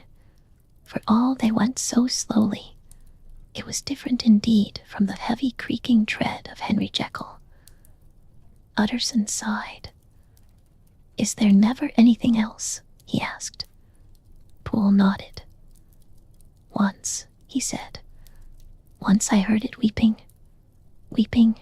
How that? Said the lawyer, conscious of a sudden chill of horror. Weeping like a woman or a lost soul, said the butler. I came away with that upon my heart, that I could have wept too. But now the 10 minutes drew to an end. Poole disinterred the axe from under a stack of packing straw. The candle was set upon the nearest table to light them to the attack, and they drew near with bated breath to where that patient foot was still going up and down, in the quiet of the night. Jekyll, cried Utterson, with a loud voice, I demand to see you. He paused a moment, but there came no reply. I give you fair warning, our suspicions are aroused, and I must and shall see you, he resumed, if not by fair means, then by foul, if not of your consent, then by brute force. Utterson, said the voice, for God's sake, have mercy. Ah, that's not Jekyll's voice, it's Hyde's, cried Utterson. Down with the door, Poole.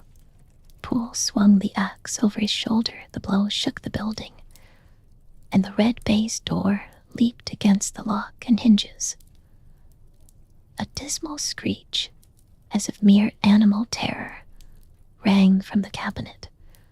Up went the axe again, and again the panels crashed, and the frame bounded. 4 times the blow fell, but the wood was tough, and the fittings were of excellent workmanship. And it was not until the 5th that the lock burst, and the wreck of the door fell inwards on the carpet. The besiegers, appalled by their own riot and the stillness that had succeeded, stood back a little and peered in. There lay the cabinet before their eyes in the quiet lamplight, a good fire glowing and chattering on the hearth, the kettle singing its thin strain, a drawer or two open, papers neatly set forth on the business table, and nearer the fire, the things laid out for tea, the quietest room, you would have said, and, but for the glazed presses full of chemicals, the most commonplace that night in London. Right in the middle, there lay the body of a man sorely contorted and still twitching. They drew near on tiptoe, turned it on its back, and beheld the face of Edward Hyde. He was dressed in clothes far too large for him, clothes of the doctor's bigness. The cords of his face still moved with a semblance of life, but life was quite gone, and by the crushed phial in the hand, and the strong smell of kernels that hung upon the air, Utterson knew that he was looking on the body of a self-destroyer. "We have come too late," he said sternly, "whether to save or punish. Hyde is gone to his account, and it only remains for us to find the body of your master." The far greater proportion of the building was occupied by the theater, which filled almost the whole ground story and was lighted from above, and by the cabinet, which formed an upper story at one end and looked upon the court. A corridor joined the theater to the door on the by-street, and with this, the cabinet communicated separately by a second flight of stairs. There were besides a few dark closets and a spacious cellar. All these they now thoroughly examined. Each closet needed but a glance, for all were empty, and all, by the dust that fell from their doors, had stood long unopened.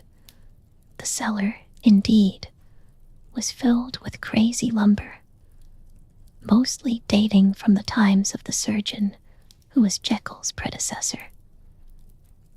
But even as they opened the door, they were advertised of the uselessness of further search by the fall of a perfect mat of cobweb which had for years sealed up the entrance. Nowhere was there any trace of Henry Jekyll dead or alive. Poole stamped on the flags of the corridor. "He must be buried here," he said, hearkening to the sound. "Or he may have fled," said Utterson, and he turned to examine the door in the by-street. It was locked, and lying nearby on the flags, they found the key, already stained with rust. "This does not look like use," observed the lawyer. "Use," echoed Poole. "Do you not see, sir, it is broken, much as if a man had stamped on it." "Aye," continued Utterson, "and the fractures, too, are rusty." The two men looked at each other with a scare. "This is beyond me, Poole," said the lawyer. "Let us go back to the cabinet." They mounted the stair in silence, and still with an occasional awestruck glance at the dead body, proceeded more thoroughly to examine the contents of the cabinet. At one table, there were traces of chemical work, various measured heaps of some white salt being laid on glass saucers, as though for an experiment in which the unhappy man had been prevented. "That is the same drug that I was always bringing him," said Poole, and even as he spoke, the kettle with a startling noise boiled over. This brought them to the fireside, where the easy chair was drawn cozily up, and the tea things stood ready to the sitter's elbow, the very sugar in the cup. There were several books on a shelf. One lay beside the tea things open, and Utterson was amazed to find it a copy of a pious work, for which Jekyll had several times expressed a great esteem, annotated in his own hand with startling blasphemies. Next, in the course of their review of the chamber, the searchers came to the cheval glass, into whose depths they looked with an involuntary horror. But it was so turned as to show them nothing but the rosy glow playing on the roof, the fire sparkling in 100 repetitions along the glazed front of the presses, and their own pale and fearful countenances stooping to look in. "This glass has seen some strange things, sir," whispered Poole. "And surely none stranger than itself," echoed the lawyer in the same tones. For what did Jekyll? He caught himself up at the word with a start, and then, conquering the weakness, what could Jekyll want with it? He said, "You may say that," said Poole. Next they turned to the business table. On the desk, among the neat array of papers, a large envelope was uppermost, and bore in the doctor's hand the name of Mr. Utterson. The lawyer unsealed it, and several enclosures fell to the floor. The first was a will, drawn in the same eccentric terms as the one which he had returned 6 months before, to serve as a testament in case of death, and as a deed of gift in case of disappearance. But in place of the name of Edward Hyde, the lawyer, with indescribable amazement, read the name of Gabriel John Utterson. He looked at Poole, and then back at the paper, and last of all at the dead malefactor stretched upon the carpet. "My head goes round," he said. "He has been all these days in possession. He had no cause to like me. He must have raged to see himself displaced, and he has not destroyed this document." He caught up the next paper. It was a brief note in the doctor's hand, and dated at the top. "Oh, Poole," the lawyer cried, "he was alive and here this day. He cannot have been disposed of in so short a space. He must be still alive. He must have fled. And then, why fled? And how? And in that case, can we venture to declare this suicide? Oh, we must be careful. I foresee that we may yet involve your master in some dire catastrophe." "Why don't you rate it, sir?" asked Poole. "Because I fear," replied the lawyer solemnly. "God grant I have no cause for it." And with that, he brought the paper to his eyes, and read as follows: "My dear Utterson, when this shall fall into your hands, I shall have disappeared. Under what circumstances, I have not the penetration to foresee, but my instinct and all the circumstances of my nameless situation tell me that the end is sure and must be early. Go then, and first read the narrative which Lanyon warned me he was to place in your hands. And if you care to hear more, turn to the confession of your unworthy and unhappy friend, Henry Jekyll." "There was a third enclosure?" asked Utterson. "Here, sir," said Poole, and gave into his hands a considerable packet sealed in several places. The lawyer put it in his pocket. "I would say nothing of this paper. If your master has fled or is dead, we may at least save his credit. It is now 10. I must go home and read these documents in quiet, but I shall be back before midnight, when we shall send for the police." They went out, locking the door of the theater behind them. And Utterson, once more leaving the servants gathered about the fire in the hall, trudged back to his office to read the two narratives in which this mystery was now to be explained. Dr. Lanyon's narrative. On the 9th of January, now 4 days ago, I received by the evening delivery a registered envelope, addressed in the hand of my colleague and old school companion, Henry Jekyll. I was a good deal surprised by this, for we were by no means in the habit of correspondence. I had seen the man, dined with him, indeed, the night before, and I could imagine nothing in our intercourse that should justify formality of registration. The contents increased my wonder, for this is how the letter ran. 10th December, 18. Dear Lanyon, you are one of my oldest friends, and although we may have differed at times on scientific questions, I cannot remember, at least on my side, any break in our affection. There was never a day when, if you had said to me, Jekyll, my life, my honor, my reason, depend upon you, I would not have sacrificed my left hand to help you.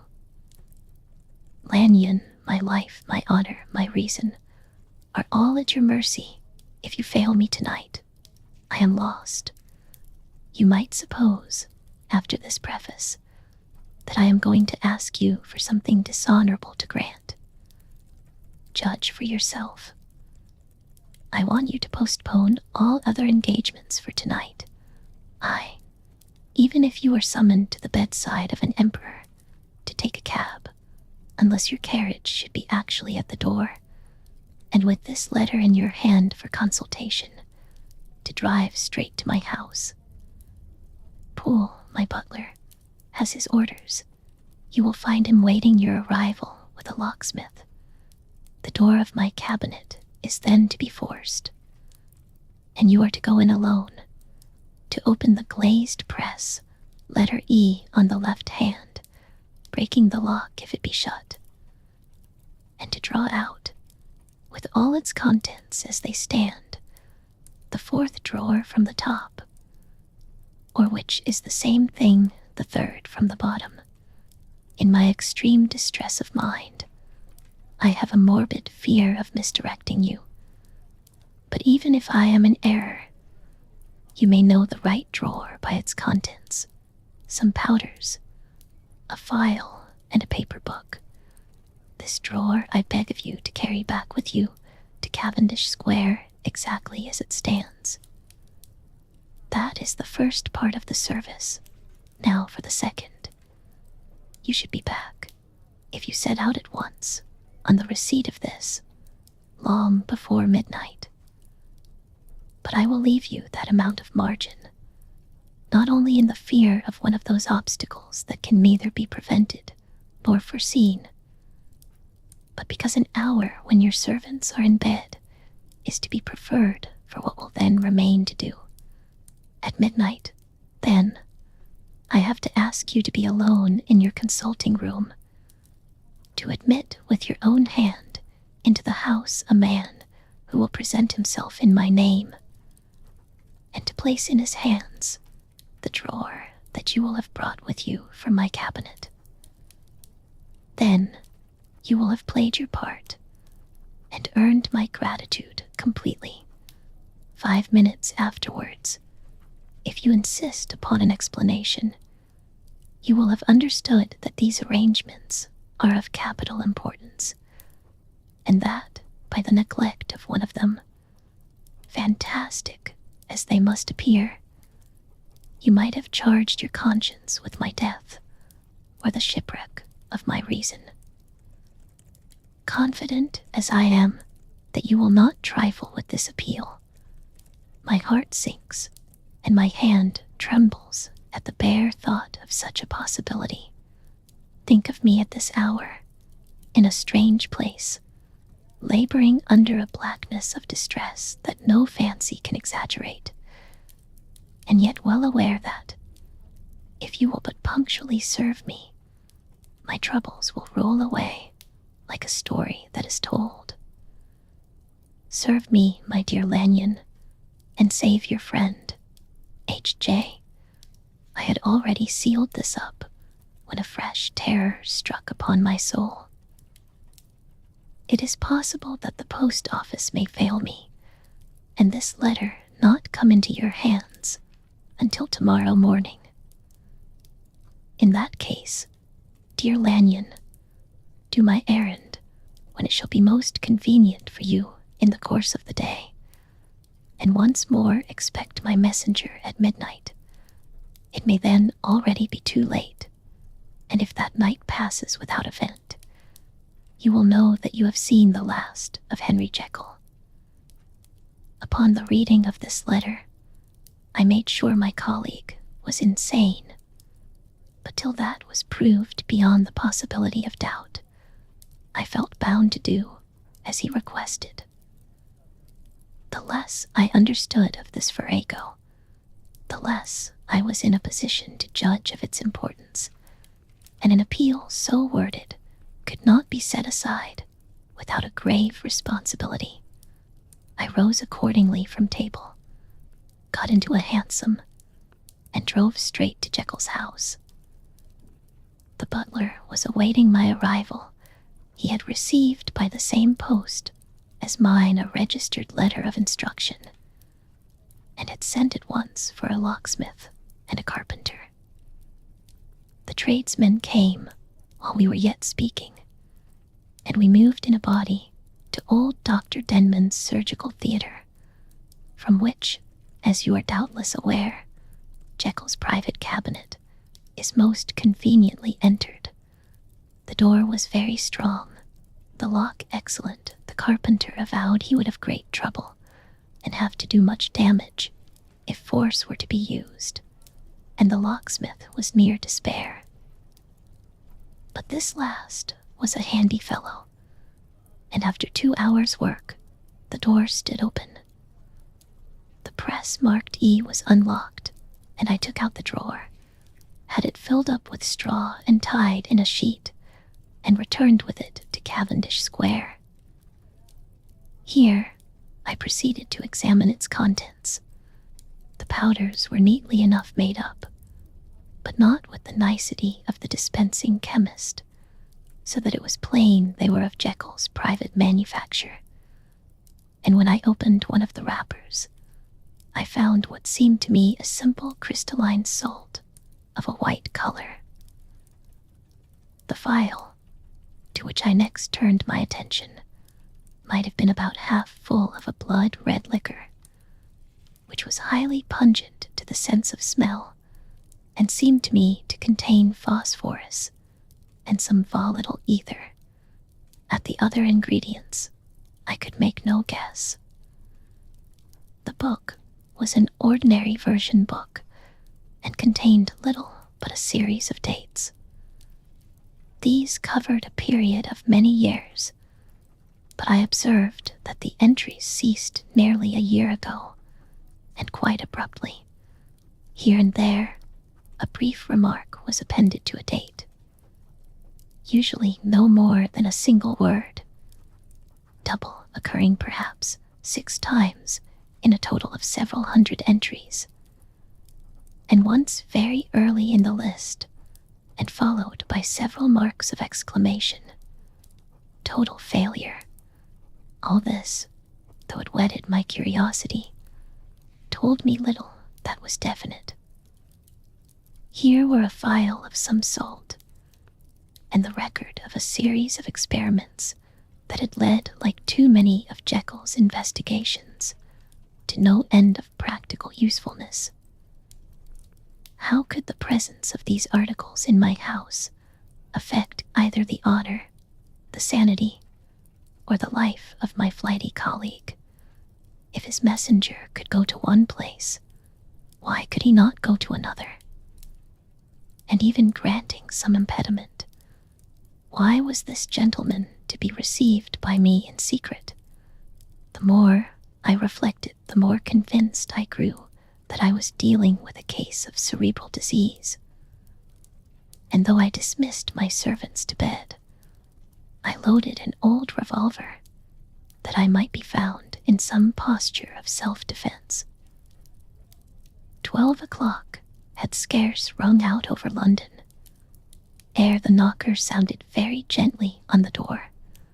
I went myself at the summons, and found a small man crouching against the pillars of the portico. "Are you come from Dr. Jekyll?" I asked.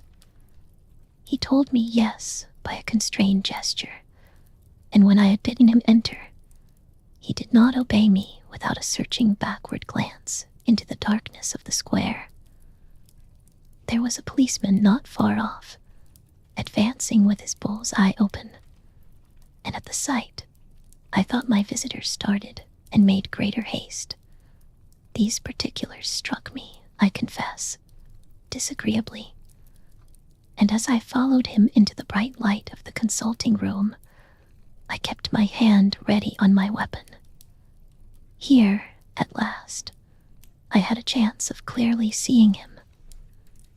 I had never set eyes on him before, so much was certain. He was small, as I have said. I was struck besides with the shocking expression of his face, with his remarkable combination of great muscular activity and great apparent debility of constitution, and last, but not least, with the odd, subjective disturbance caused by his neighborhood. This bore some resemblance to incipient rigor, and was accompanied by a marked sinking of the pulse. At the time, I set it down to some idiosyncratic, personal distaste, and merely wondered at the acuteness of the symptoms. But I have since had reason to believe the cause to lie much deeper in the nature of man, and to turn on some nobler hinge than the principle of hatred. This person, who had thus, from the first moment of his entrance, struck in me what I can only describe as a disgustful curiosity, was dressed in a fashion that would have made an ordinary person laughable. His clothes, that is to say, although they were of rich and sober fabric, were enormously too large for him in every measurement. The trousers hanging on his legs and rolled up to keep them from the ground, the waist of the coat below his haunches, and the collar sprawling wide upon his shoulders. Strange to relate, this ludicrous accoutrement was far from moving me to laughter. Rather, as there was something abnormal and misbegotten in the very essence of the creature that now faced me, something seizing, surprising, and revolting, this fresh disparity seemed but to fit in with and to reinforce it, so that to my interest in the man's nature and character, there was added a curiosity as to his origin, his life, his fortune, and status in the world. These observations, though they have taken so great a space to be set down in, were yet the work of a few seconds. My visitor was, indeed, on fire with somber excitement. "Have you got it?" he cried. "Have you got it?" And so lively was his impatience that he even laid his hand upon my arm and sought to shake me. I put him back, conscious at his touch of a certain icy pang along my blood. "Come, sir," said I. "You forget that I have not yet the pleasure of your acquaintance. Be seated, if you please." And I showed him an example, and sat down myself in my customary seat, and with as fair an imitation of my ordinary manner to a patient as the lateness of the hour, the nature of my preoccupations, and the horror I had of my visitor, would suffer me to muster. "I beg your pardon, Dr. Lanyon," he replied civilly enough. "What you say is very well founded, and my impatience has shown its heels to my politeness. I come here at the instance of your colleague, Dr. Henry Jekyll, on a piece of business of some moment. And I understood. He paused and put his hand to his throat, and I could see, in spite of his collected manner, that he was wrestling against the approaches of the hysteria. I understood a drawer, but here I took pity on my visitor's suspense, and some perhaps on my own growing curiosity. "There it is, sir," said I, pointing to the drawer, where it lay on the floor behind a table, and still covered with the sheet. He sprang to it, and then paused, and laid his hand upon his heart. I could hear his teeth grate with the convulsive action of his jaws, and his face was so ghastly to see that I grew alarmed, both for his life and reason. "Compose yourself," said I. He turned a dreadful smile to me, and as if with the decision of despair, plucked away the sheet. At sight of the contents, he uttered one loud sob of such immense relief that I sat petrified, and the next moment, in a voice that was already fairly well under control, "Have you a graduated glass?" he asked. I rose from my place with something of an effort and gave him what he asked. He thanked me with a smiling nod, measured out a few minims of the red tincture, and added one of the powders.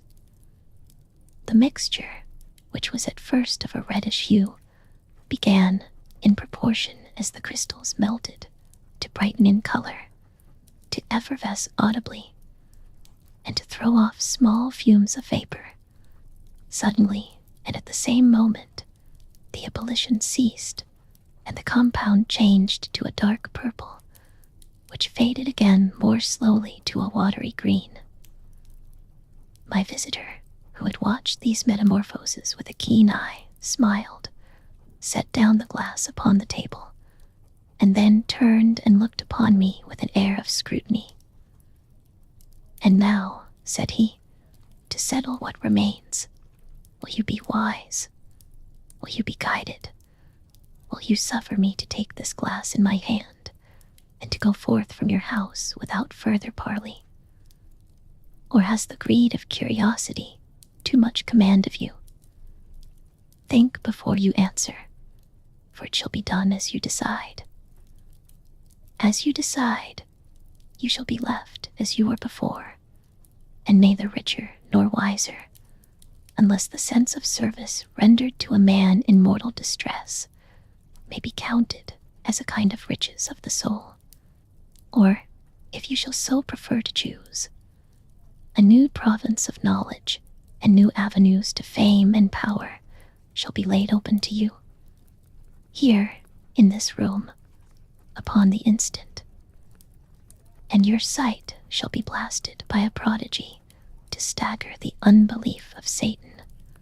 "Sir," said I, affecting a coolness that I was far from truly possessing, "you speak enigmas, and you will perhaps not wonder that I hear you with no very strong impression of belief. But I have gone too far in the way of inexplicable services to pause before I see the end." "It is well," replied my visitor.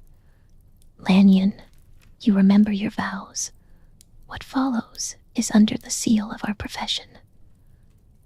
And now, you who have so long been bound to the most narrow and material views, you who have denied the virtue of transcendental medicine, you who have derided your superiors, behold."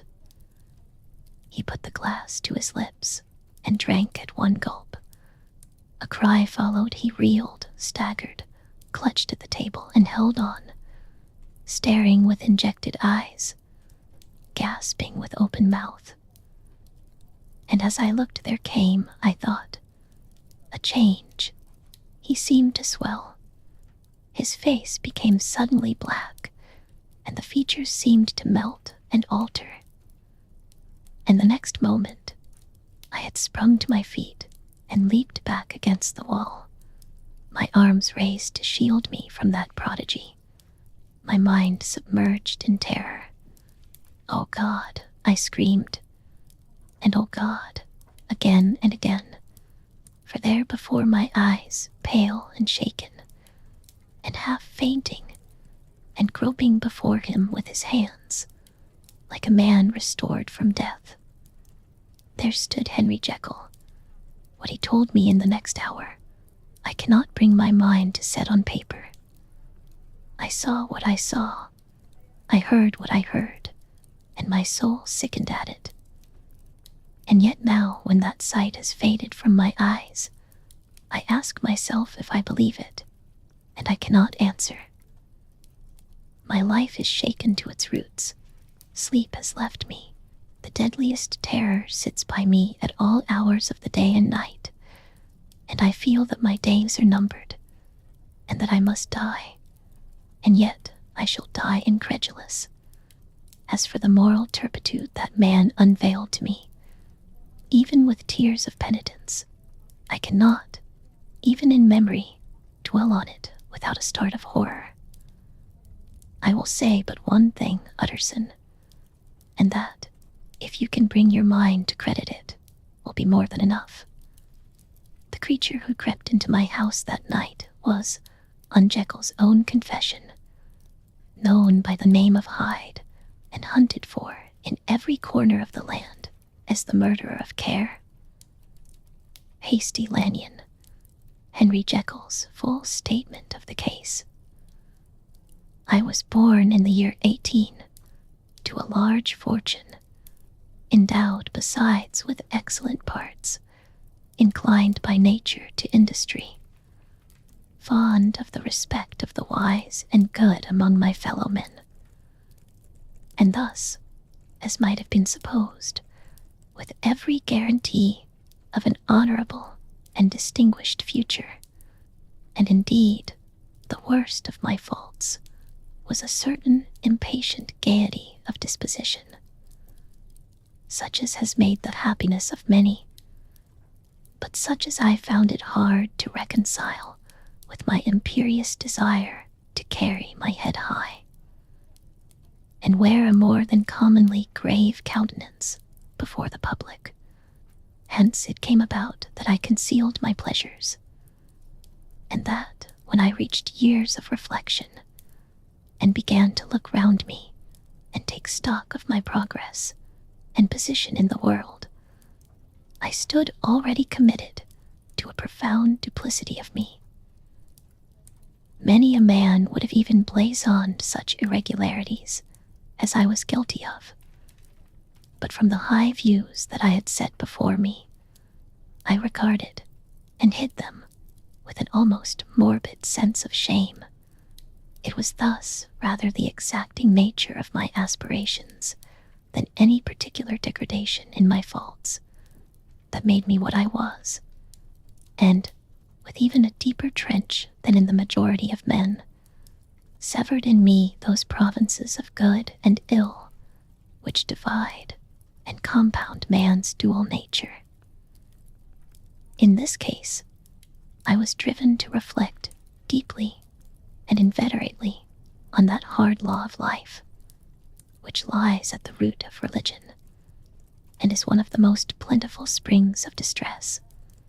Though so profound a double-dealer, I was in no sense a hypocrite. Both sides of me were in dead earnest. I was no more myself when I laid aside restraint and plunged in shame, than when I labored in the eye of day at the furtherance of knowledge or the relief of sorrow and suffering. And it chanced that the direction of my scientific studies, which led wholly towards the mystic and the transcendental, reacted and shed a strong light on this consciousness of the perennial war among my members, with every day, and from both sides of my intelligence, the moral and the intellectual. I thus drew steadily nearer to that truth, by whose partial discovery I have been doomed to such a dreadful shipwreck. That man is not truly one, but truly two. I say two, because the state of my own knowledge does not pass beyond that point. Others will follow. Others will outstrip me on the same lines. And I hazard the guess that man will be ultimately known for a mere polity of multifarious, incongruous, and independent denizens. I, for my part, from the nature of my life, advanced infallibly in one direction, and in one direction only. It was on the moral side, and in my own person, that I learned to recognize the thorough and primitive duality of man. I saw that, of the two natures that contended in the field of my consciousness, even if I could rightly be said to be either, it was only because I was radically both, and from an early date, even before the course of my scientific discoveries had begun to suggest the most naked possibility of such a miracle. I had learned to dwell with pleasure, as a beloved daydream, on the thought of the separation of these elements. If each, I told myself, could be housed in separate identities, life would be relieved of all that was unbearable. The unjust might go his way, delivered from the aspirations and remorse of his more upright twin. And the just could walk steadfastly and securely on his upward path, doing the good things in which he found his pleasure, and no longer exposed to disgrace and penitence by the hands of this extraneous evil. It was the curse of mankind that these incongruous faggots were thus bound together, that in the agonized womb of consciousness, these polar twins should be continuously struggling. How, then, were they dissociated? I was so far in my reflections when, as I have said, a side light began to shine upon the subject from the laboratory table. I began to perceive more deeply than it has ever yet been stated the trembling immateriality, the mist-like transience of this seemingly so solid body in which we walk attired. Certain agents I found to have the power to shake and pluck back that fleshly vestment, even as a wind might toss the curtains of a pavilion. For two good reasons, I will not enter deeply into this scientific branch of my confession. First, because I have been made to learn that the doom and burden of our life is bound forever on man's shoulders, and when the attempt is made to cast it off, it but returns upon us with more unfamiliar and more awful pressure. Second, because, as my narrative will make, alas, too evident, my discoveries were incomplete. Enough, then, that I not only recognized my natural body from the mere aura and effulgence of certain of the powers that made up my spirit, but managed to compound a drug by which these powers should be dethroned from their supremacy, and a second form and countenance substituted, none the less natural to me, because they were the expression, and bore the stamp of lower elements in my soul. I hesitated long before I put this theory to the test of practice. I knew well that I risked death, for any drug that so potently controlled and shook the very fortress of identity might, by the least scruple of an overdose, or at the least inopportunity, in the moment of exhibition, utterly blot out that immaterial tabernacle which I looked to it to change. But the temptation of a discovery so singular and profound at last overcame the suggestions of alarm. I had long since prepared my tincture. I purchased at once, from a firm of wholesale chemists, a large quantity of a particular salt which I knew, from my experiments, to be the last ingredient required. And late one accursed night, I compounded the elements, watched them boil and smoke together in the glass, and when the ebullition had subsided, with a strong glow of courage, drank off the potion. The most racking pangs succeeded, a grinding in the bones, deadly nausea, and a horror of the spirit that cannot be exceeded at the hour of birth or death. Then these agonies began swiftly to subside, and I came to myself as if out of a great sickness. There was something strange in my sensations, something indescribably new, and from its very novelty, incredibly sweet. I felt younger, lighter, happier in body. Within, I was conscious of a heady recklessness, a current of disordered sensual images running like a mill race in my fancy, a solution of the bonds of obligation, an unknown, but not an innocent freedom of the soul. I knew myself, at the first breath of this new life, to be more wicked, tenfold more wicked, sold a slave to my original evil. And the thought, in that moment, braced and delighted me like wine. I stretched out my hands, exulting in the freshness of these sensations, and in the act, I was suddenly aware that I had lost in stature. There was no mirror at that date in my room. That which stands beside me as I write was brought there later on, and for the very purpose of these transformations. The night, however, was far gone into the morning. The morning, black as it was nearly ripe for the conception of the day. The inmates of my house were locked in the most rigorous hours of slumber, and I determined, flushed as I was with hope and triumph, to venture in my new shape as far as to my bedroom. I crossed the yard, wherein the constellations looked down upon me. I could have thought, with wonder, the first creature of that sort, that their unsleeping vigilance had yet disclosed to them. I stole through the corridors, a stranger in my own house, and coming to my room, I saw for the first time the appearance of Edward Hyde. I must here speak by theory alone, saying not that which I know, but that which I suppose to be most probable. The evil side of my nature, to which I had now transferred the stamping efficacy, was less robust and less developed than the good which I had just opposed.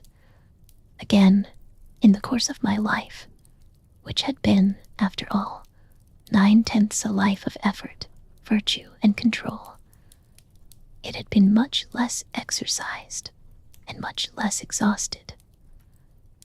And hence, as I think, it came about that Edward Hyde was so much smaller, slighter, and younger than Henry Jekyll. Even as good shone upon the countenance of the one, evil was written broadly and plainly on the face of the other. Evil besides, which I must still believe to be the lethal side of man, had left on that body an imprint of deformity and decay. And yet, when I looked upon that ugly idol in the glass, I was conscious of no repugnance, rather of a leap of welcome. This, too, was myself. It seemed natural and human. In my eyes, it bore a livelier image of the spirit. It seemed more express and single than the imperfect and divided countenance I had been hitherto accustomed to call mine. And in so far, I was doubtless right. I have observed that, when I wore the semblance of Edward Hyde, none could come near to me at first without a visible misgiving of the flesh. This, as I take it, was because all human beings, as we meet them, are commingled out of good and evil. And Edward Hyde, alone in the ranks of mankind, was pure evil. I lingered but a moment at the mirror. The second and conclusive experiment had yet to be attempted. It yet remained to be seen if I had lost my identity beyond redemption, and must flee before daylight from a house that was no longer mine. And hurrying back to my cabinet, I once more prepared and drank the cup, once more suffered the pangs of dissolution, and came to myself once more with the character, the stature, and the face of Henry Jekyll. That night, I had come to the fatal crossroads. Had I approached my discovery in a more noble spirit, had I risked the experiment while under the empire of generous or pious aspirations, all must have been otherwise, and from these agonies of death and birth, I had come forth an angel instead of a fiend. The drug had no discriminating action. It was neither diabolical nor divine. It but shook the doors of the prison house of my disposition, and like the captives of Philippi, that which stood within ran forth. At that time my virtue slumbered, my evil, kept awake by ambition, was alert and swift to seize the occasion. And the thing that was projected was Edward Hyde. Hence, although I had now two characters as well as two appearances, one was wholly evil, and the other was still the old Henry Jekyll, that incongruous compound of whose reformation and improvement I had already learned to despair. The movement was thus wholly toward the worse. Even at that time, I had not conquered my aversions to the dryness of a life of study. I would still be merrily disposed at times, and as my pleasures were, to say the least, undignified, and I was not only well known and highly considered, but growing towards the elderly man, this incoherency of my life was daily growing more unwelcome. It was on this side that my new power tempted me until I fell in slavery. I had but to drink the cup, to doff at once the body of the noted professor, and to assume, like a thick cloak, that of Edward Hyde. I smiled at the notion. It seemed to me at the time to be humorous, and I made my preparations with the most studious care. I took and furnished that house in Soho, to which Hyde was tracked by the police, and engaged as a housekeeper a creature whom I knew well to be silent and unscrupulous. On the other side, I announced to my servants that Mr. Hyde, whom I described, was to have full liberty and power about my house in the square. And to parry mishaps, I even called and made myself a familiar object in my second character. I next drew up that will to which you so much objected, so that if anything befell me in the person of Dr. Jekyll, I could enter on that of Edward Hyde without pecuniary loss. and thus fortified, as I supposed, on every side, I began to profit by the strange immunities of my position. Men have before hired bravos to transact their crimes, while their own person and reputation sat under shelter. I was the first that ever did so for his pleasures. I was the first that could plod in the public eye with a load of genial respectability, and in a moment, like a schoolboy, strip off these lendings and spring headlong into the sea of liberty. But for me, in my impenetrable mantle, the safety was complete. Think of it, I did not even exist. Let me but escape into my laboratory door. Give me but a second or two to mix and swallow the draught that I had always standing ready. And whatever he had done, Edward Hyde would pass away like the stain of breath upon a mirror. And there in his stead, quietly at home, trimming the midnight lamp in his study, a man who could afford to laugh at suspicion would be Henry Jekyll. The pleasures which I made haste to seek in my disguise were, as I have said, undignified. I would scarce use a harder term. But in the hands of Edward Hyde, they soon began to turn toward the monstrous. When I would come back from these excursions, I was often plunged into a kind of wonder at my vicarious depravity. This familiar that I called out of my own soul and sent forth alone to do his good pleasure was a being inherently malign and villainous, his every act and thought centered on self, drinking pleasure with bestial avidity from any degree of torture to another, relentless like a man of stone. Henry Jekyll stood at times aghast before the acts of Edward Hyde. But the situation was apart from ordinary laws, and insidiously relaxed the grasp of conscience.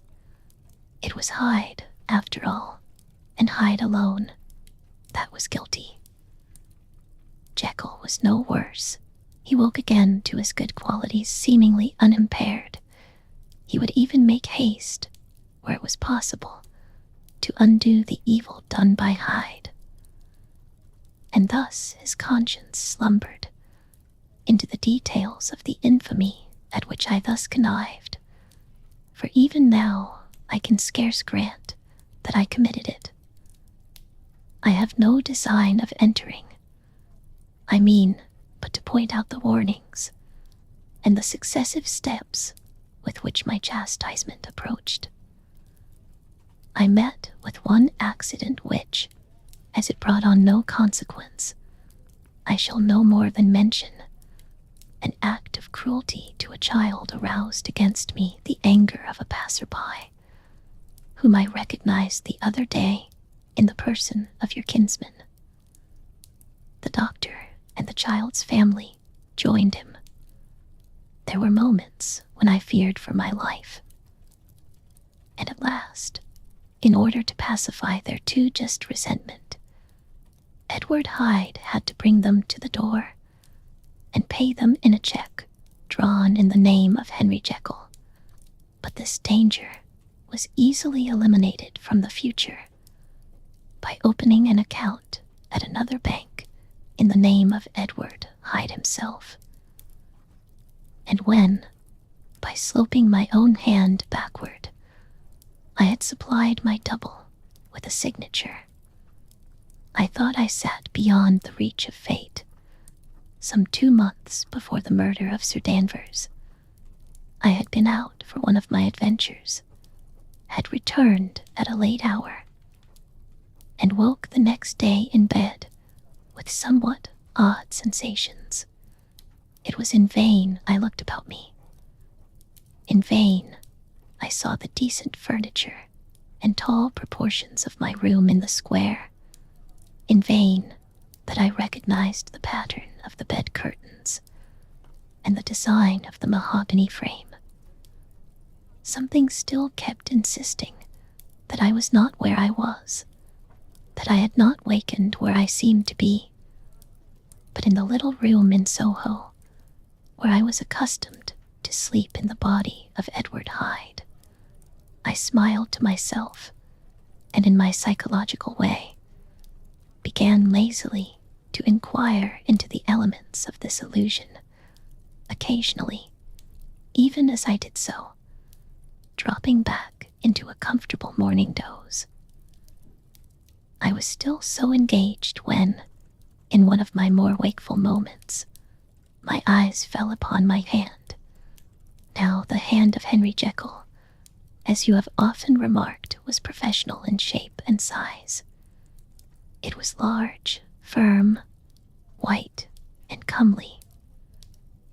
But the hand which I now saw, clearly enough, in the yellow light of a mid-London morning, lying half shut on the bedclothes, was lean, corded, knuckly, of a dusky pallor, and thickly shaded with a swart growth of hair. It was the hand of Edward Hyde. I must have stared upon it for near half a minute, sunk as I was in the mere stupidity of wonder, before terror woke up in my breast, as sudden and startling as the crash of cymbals, and bounding from my bed, I rushed to the mirror.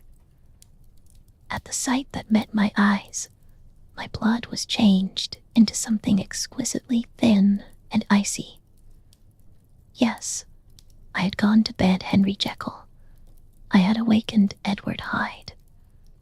How was this to be explained? I asked myself, and then, with another bound of terror, how was it to be remedied? It was well on in the morning. The servants were up.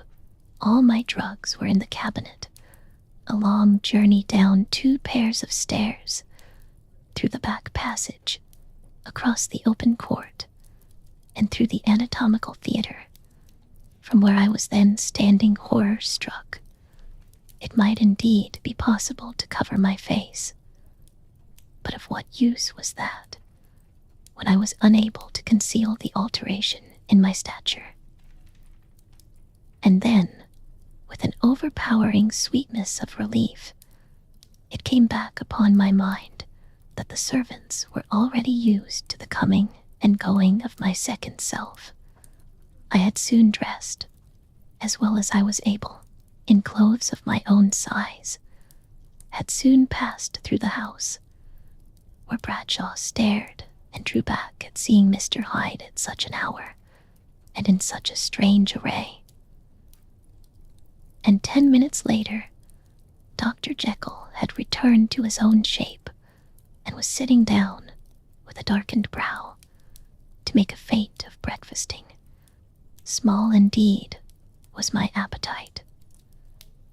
This inexplicable incident, this reversal of my previous experience, seemed, like the Babylonian finger on the wall, to be spelling out the letters of my judgment. And I began to reflect more seriously than ever before on the issues and possibilities of my double existence. That part of me which I had the power of projecting had lately been much exercised and nourished. It had seemed to me of late as though the body of Edward Hyde had grown in stature, as though when I wore that form, I were conscious of a more generous tide of blood, and I began to spy a danger that, if this were much prolonged, the balance of my nature might be permanently overthrown, the power of voluntary change be forfeited, and the character of Edward Hyde become irrevocably mine. The power of the drug had not been always equally displayed. Once, very early in my career, it had totally failed me.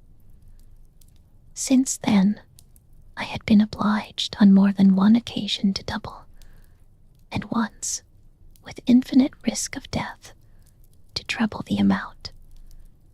And these rare uncertainties had cast hitherto the sole shadow on my contentment.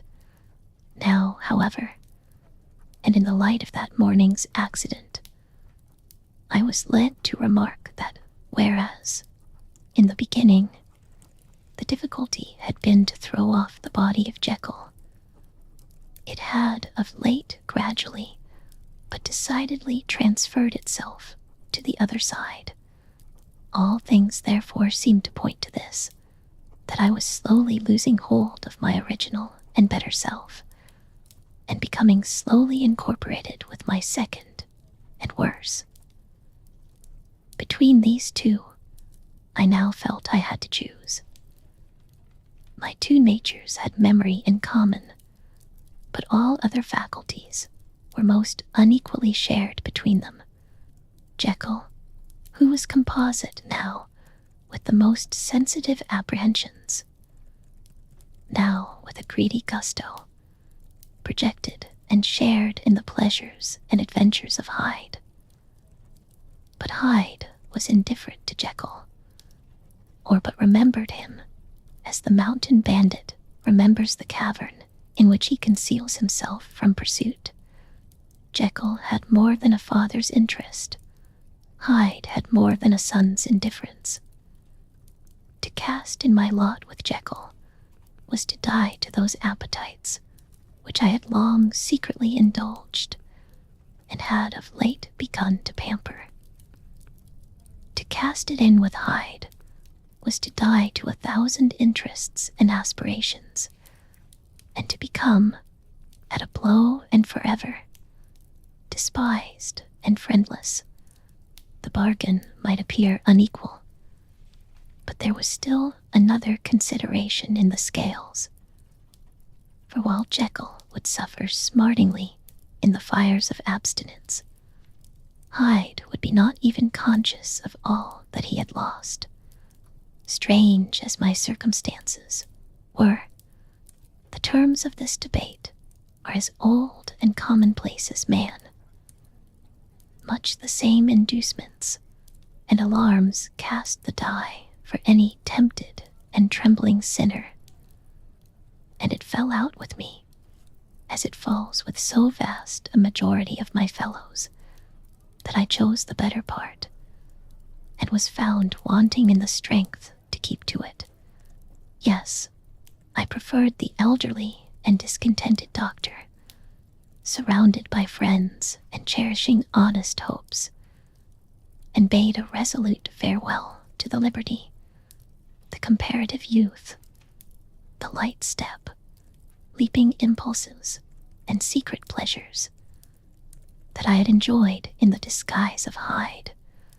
I made this choice, perhaps, with some unconscious reservation, for I neither gave up the house in Soho, nor destroyed the clothes of Edward Hyde, which still lay ready in my cabinet. For 2 months, however, I was true to my determination. For 2 months, I led a life of such severity as I had never before attained to, and enjoyed the compensations of an approving conscience.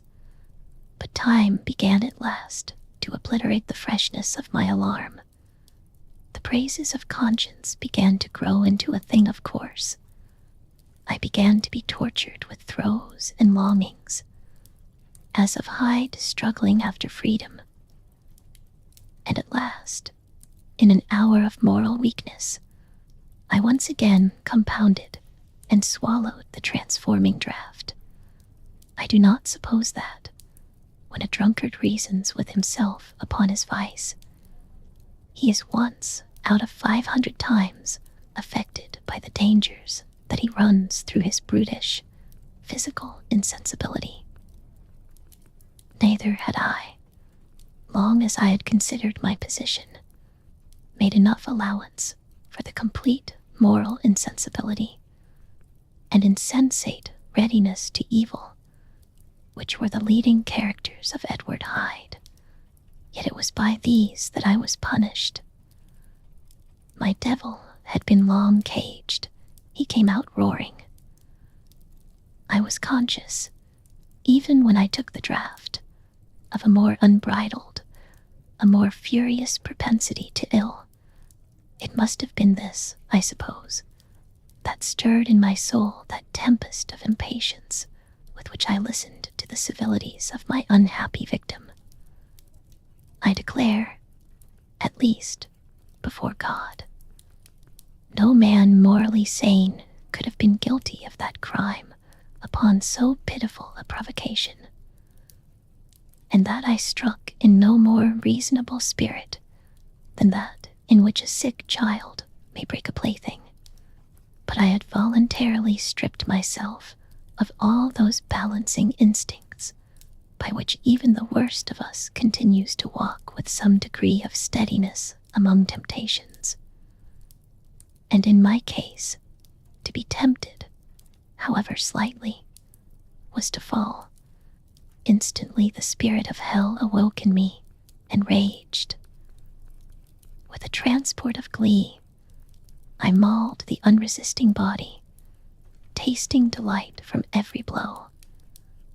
And it was not till weariness had begun to succeed that I was suddenly, in the top fit of my delirium, struck through the heart by a cold thrill of terror. A mist dispersed. I saw my life to be forfeit, and fled from the scene of these excesses, at once glorying and trembling, my lust of evil gratified and stimulated, my love of life screwed to the topmost peg. I ran to the house in Soho, and to make assurance doubly sure, destroyed my papers.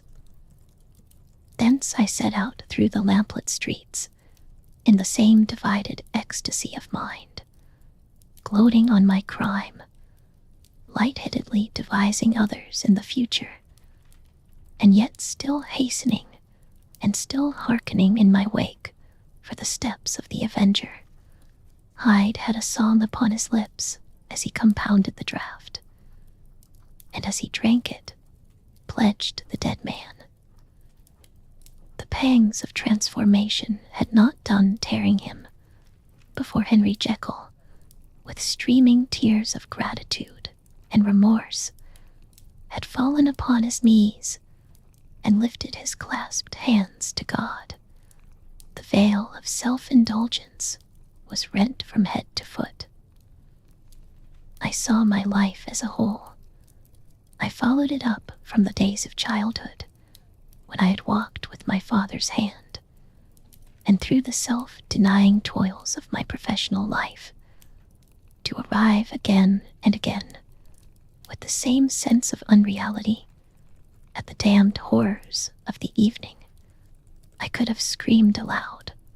I sought with tears and prayers to smother down the crowd of hideous images and sounds with which my memory swarmed against me. And still, between the petitions, the ugly face of my iniquity stared into my soul. As the acuteness of this remorse began to die away, it was succeeded by a sense of joy. The problem of my conduct was solved. Hyde was thenceforth impossible, whether I would or not. I was now confined to the better part of my existence. And oh, how I rejoiced to think of it! With what willing humility I embraced anew the restrictions of natural life. With what sincere renunciation I locked the door by which I had so often gone and come, and ground the key under my heel. The next day came the news that the murder had not been overlooked, that the guilt of Hyde was patent to the world, and that the victim was a man high in public estimation. It was not only a crime, it had been a tragic folly. I think I was glad to know it. I think I was glad to have my better impulses thus buttressed and guarded by the terrors of the scaffold. Jekyll was now my city of refuge. Let but Hyde peep out an instant, and the hands of all men would be raised to take and slay him. I resolved in my future conduct to redeem the past, and I can say with honesty that my resolve was fruitful of some good.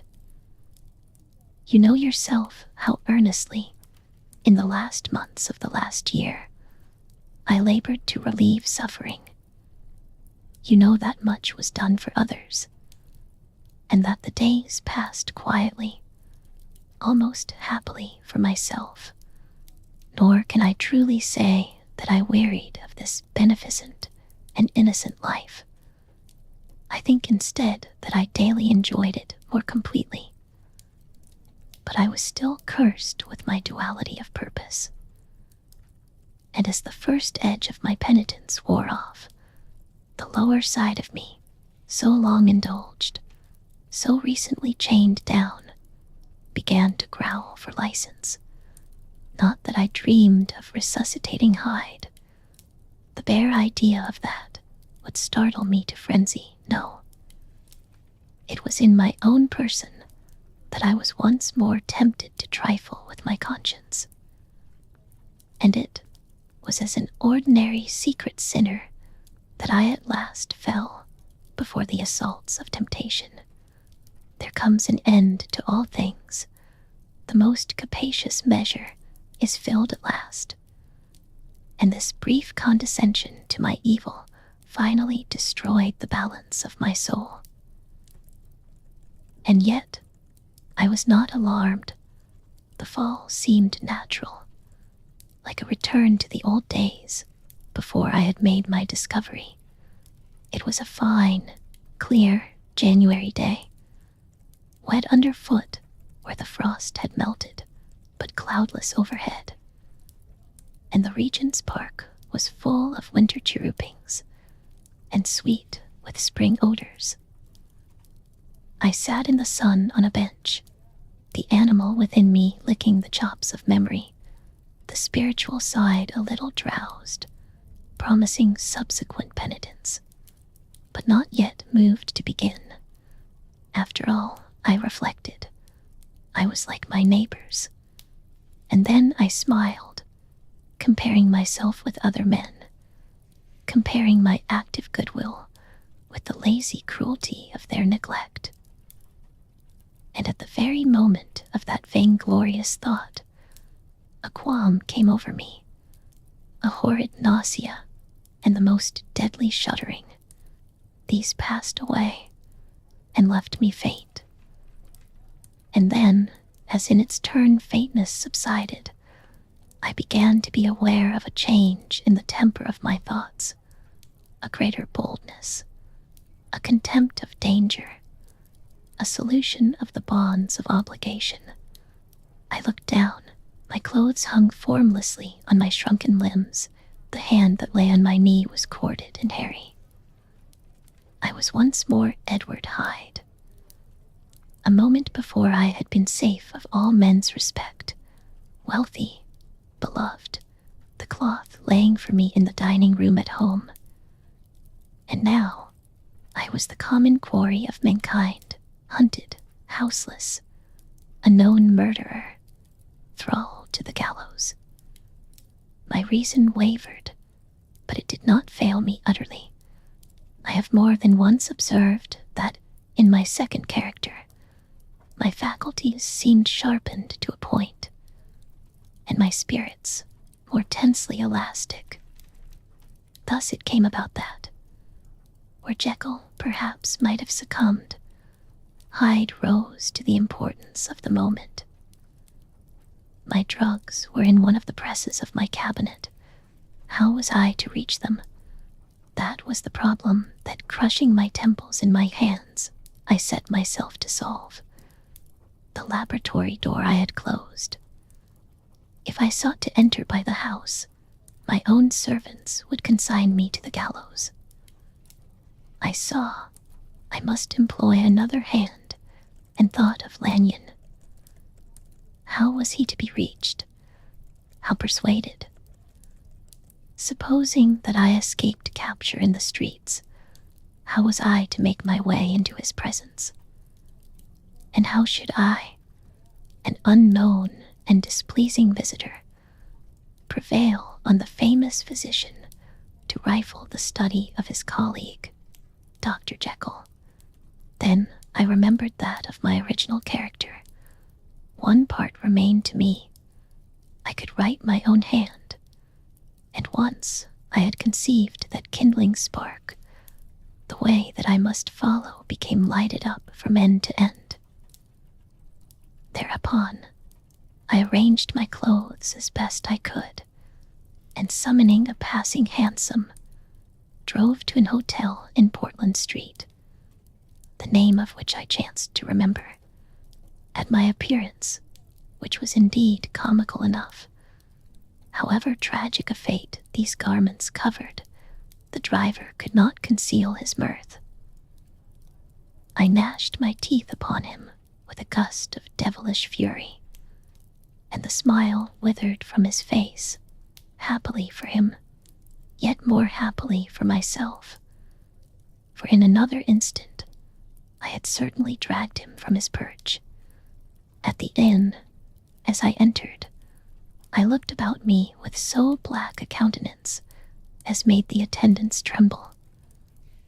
Not a look did they exchange in my presence, but obsequiously took my orders, led me to a private room, and brought me wherewithal to write. Hyde, in danger of his life, was a creature new to me, shaken with inordinate anger, strung to the pitch of murder, lusting to inflict pain. Yet the creature was astute, mastered his fury with a great effort of the will, composed his 2 important letters, one to Lanyon and one to Poole, and that he might receive actual evidence of their being posted, sent them out with directions that they should be registered. Thenceforward, he sat all day over the fire in the private room, gnawing his nails. There he dined, sitting alone with his fears, the waiter visibly quailing before his eye.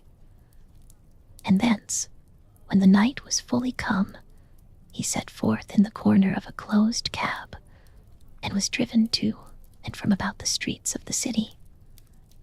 He, I say, I cannot say I. That child of hell had nothing human, nothing lived in him but fear and hatred. And when at last, thinking the driver had begun to grow suspicious, he discharged the cab and ventured on foot, attired in his misfitting clothes, an object marked out for observation, into the midst of the nocturnal passengers. These 2 base passions raged within him like a tempest. He walked fast, hunted by his fears, chattering to himself, skulking through the less frequented thoroughfares, counting the minutes that still divided him from midnight. Once a woman spoke to him, offering, I think, a box of lights. He smote her in the face, and she fled. When I came to myself at Lanyon's, the horror of my old friend perhaps affected me somewhat. I do not know. It was at least but a drop in the sea to the abhorrence with which I looked back upon these hours. A change had come over me. It was no longer the fear of the gallows. It was the horror of being Hyde that racked me. I received Lanyon's condemnation partly in a dream. It was partly in a dream that I came home to my own house and got into bed. I slept after the prostration of the day, with a stringent and profound slumber, which not even the nightmares that wrung me could avail to break. I awoke in the morning shaken, weakened, but refreshed. I still hated and feared the thought of the brute that slept within me, and I had not, of course, forgotten the appalling dangers of the day before. But I was once more at home, in my own house, and close to my drugs. And gratitude for my escape shone so strong in my soul that it almost rivaled the brightness of hope. I was stepping leisurely across the court after breakfast, drinking the chill of the air with pleasure, when I was seized again with those indescribable sensations that heralded the change. And I had but the time to gain the shelter of my cabinet before I was once again raging and freezing with the passions of Hyde. It took on this occasion a double dose to recall me to myself. And alas, 6 hours after, as I sat looking sadly in the fire, the pangs returned, and the drug had to be re-administered. In short, from that day forth, it seemed only by a great effort as of gymnastics, and only under the immediate stimulation of the drug, that I was able to wear the countenance of Jekyll. At all hours of the day and night, I would be taken with the premonitory shudder. Above all, if I slept, or even dozed for a moment in my chair, it was always as Hyde that I awakened, under the strain of this continually impending doom, and by the sleeplessness to which I now condemned myself. Even beyond what I had thought possible to man, I became, in my own person, a creature eaten up and emptied by fever, languidly weak both in body and mind, and solely occupied by one thought, the horror of my other self. But when I slept, or when the virtue of the medicine wore off, I would leap almost without transition, for the pangs of transformation grew daily less marked, into the possession of a fancy brimming with images of terror, a soul boiling with causeless hatreds, and a body that seemed not strong enough to contain the raging energies of life. The powers of Hyde seemed to have grown with the sickliness of Jekyll, and certainly the hate that now divided them was equal on each side. With Jekyll, it was a thing of vital instinct. He had now seen the full deformity of that creature that shared with him some of the phenomena of consciousness, and was co-heir with him to death. And beyond these links of community, which in themselves made the most poignant part of his distress, he thought of Hyde, for all his energy of life, as of something not only hellish, but inorganic. This was the shocking thing, that the slime of the pit seemed to utter cries and voices, that the amorphous dust gesticulated and sinned, that what was dead, and had no shape, should usurp the offices of life, and this again, that insurgent horror was knit to him closer than a wife, closer than an eye lay caged in his flesh, where he heard it mutter and felt it struggle to be born. And at every hour of weakness, and in the confidence of slumber, prevailed against him and deposed him out of life. The hatred of Hyde for Jekyll was of a different order. His terror of the gallows drove him continually to commit temporary suicide and return to his subordinate station of a part instead of a person. But he loathed the necessity. He loathed the despondency into which Jekyll was now fallen, and he resented the dislike with which he was himself regarded. Hence the ape-like tricks that he would play me, scrawling in my own hand blasphemies on the pages of my books, burning the letters and destroying the portrait of my father. And indeed, had Had it not been for his fear of death, he would long ago have ruined himself in order to involve me in the ruin. But his love of me is wonderful. I go further. I, who sicken and freeze at the mere thought of him, when I recall the objection and passion of this attachment, and when I know how he fears my power to cut him off by suicide, I find it in my heart to pity him. It is useless, and the time awfully fails me to prolong this description. No one has ever suffered such torments. Let that suffice.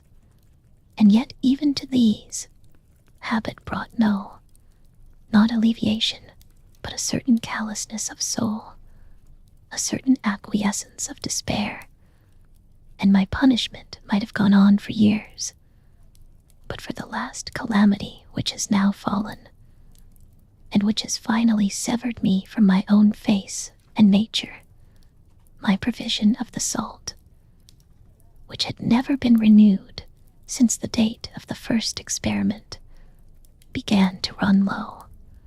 I sent out for a fresh supply and mixed the draught. The ebullition followed, and the first change of color, not the second. I drank it, and it was without efficiency. You will learn from Poole how I have had London ransacked. It was in vain, and I am now persuaded that my first supply was impure, and that it was that unknown impurity which lent efficacy to the draught. About a week has passed, and I am now finishing this statement under the influence of the last of the old powders. This, then, is the last time, short of a miracle, that Henry Jekyll can think his own thoughts or see his own face, now how sadly altered, in the glass. Nor must I delay too long to bring my writing to an end. For if my narrative has hitherto escaped destruction, it has been by a combination of great prudence and great good luck. Should the throes of change take me in the act of writing it, Hyde will tear it in pieces. But if some time shall have elapsed after I have laid it by, his wonderful selfishness and circumscription to the moment will probably save it once again from the action of his ape-like spite. And indeed, the doom that is closing on us both has already changed and crushed him. Half an hour from now, when I shall again and forever re-endue that hated personality, I know how I shall sit shuddering and weeping in my chair, or continue, with the most strained and fear-struck ecstasy of listening, to pace up and down this room, my last earthly refuge, and give ear to every sound of menace. Will Hyde die upon the scaffold, or will he find courage to release himself at the last moment? God knows, I am careless. This is my true hour of death, and what is to follow concerns another than myself. Here then, as I lay down the pen and proceed to seal up my confession, I bring the life of that unhappy Henry Jekyll to an end.